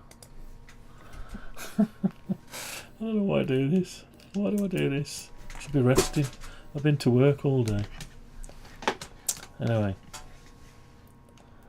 Right, so center feed now. You can't see it. So position 1. Let's have a look at the ohms. Oh, can hardly lift that meter up. Yeah. 0 ohms, number 2. 0 ohms, number 3. 0 ohms, number 4. 0 ohms, number 5. Number 5. Nothing. Ah, nothing. It's a bit of a nick there. What's going on? Oh, there it is. Is it me? What's going on? 4. 5. Nothing. Now we got it. So it's just not quite having it there. Right, so I need to look at that. 6, yeah. 7. So 5. There's a bit of a click going on. What is going on now? Oh yeah, strange. Obviously got some more work to do on this then. If the ones I tried, it's okay now. 4, 6, 5.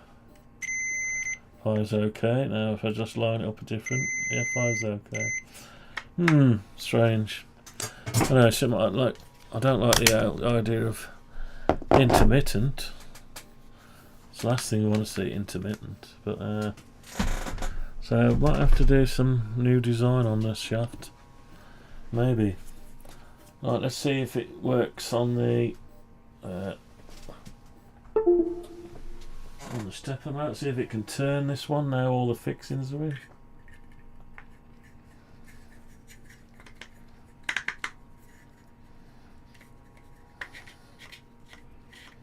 Right, let's line it up as we normally do, like that. Pop it back on there, stick it in. Right, let's see what luck we have now, if any. Apart from there's something wrong with the contact or shaft. Oh, I know what it is. I know what it is. When I finish putting this contact in, I'm supposed to push it right in. I'm supposed to push it in there, and I didn't push it in, so it's not sticking out enough. It's not sticking out enough, so I forgot that last stage of pushing it in. So I'm going to have to redesign this with a lip on it, because you've got to get to this, be able to solder it, and you've got to have something to hold it in place forward. If it's not out forward, it'll be sitting too far on the edge. Right, let's see what we can do with this. Let's go to all the way around. Alright, let's give it a homing thing.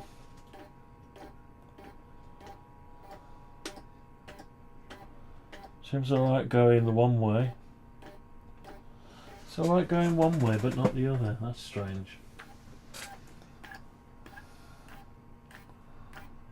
Yeah, so it gets into the right position the one way. It's losing. I wonder if I've got a dodgy connection here, because this thing has been chucked around a bit.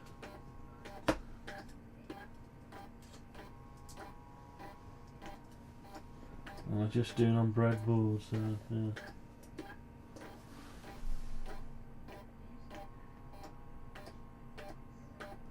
It's okay going clockwise, but anti-clockwise is losing it. But it's losing it to equal spacing. Yeah, it's when it comes back it's struggling. Anyway, I've got a bit more work to do on that. So I'm gonna have to hold off on sending any out for a little while. What was that? Oh, I just pulled over. Oh god. Bench pass. Hot air gun stuck under the leg of the. Yeah, so we've got a little bit more work to do on the redesign. I'll go and grab the bracket now, shall I? No, we'll leave it. It's getting on a bit, so let's pack it up for tonight. Let's pack it up. Right, let's have enough. So I've got two things. I've got to sort out this contact. Yeah, I've got to make this snap into position, because the trouble is this was designed for a different contact, and I swapped contacts, and this one's slightly shorter, and I didn't push the other one in that I built. I soldered it on because I had to swap it round. All these have been pushed in beforehand, but they're the wrong way round, so I had to push it back to solder it round the other way, which meant I forgot to push it back in all the way. But what we need to do is at a stage of measuring it to make sure we got enough coming out, and we need some way to fix it in place to stop it coming back. So we're going to have to look at that next time. So that's that one, and then we got the problem of the stepper motor not working the one way. So I've got two here that worked okay, no problem, on the stepper motor as well. And then this first one I built out of this other batch is doing some weird thing. So what I'll do is I'll build some more. I'll build a few more and see how many have got a problem. Alright, anyway, I've got to go because I'm very tired now. Alright then, thanks for watching, and let's have a look at the thumbnail. First 10 units plus one special one. Well, assembling. Well, we tried to assemble it. We got a few little niggles. We need to sort them out. Anyway, thanks for watching. I'm going to say 73. And catch you on the next one. Have a good one. Bye for now. Catch you later.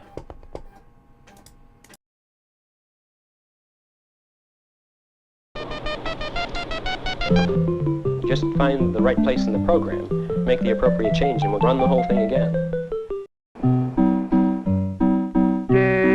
Speech is still very complicated. Music is simpler. Is that a question? Yes. The question is futile. My interpretation of the data leaves little room for error.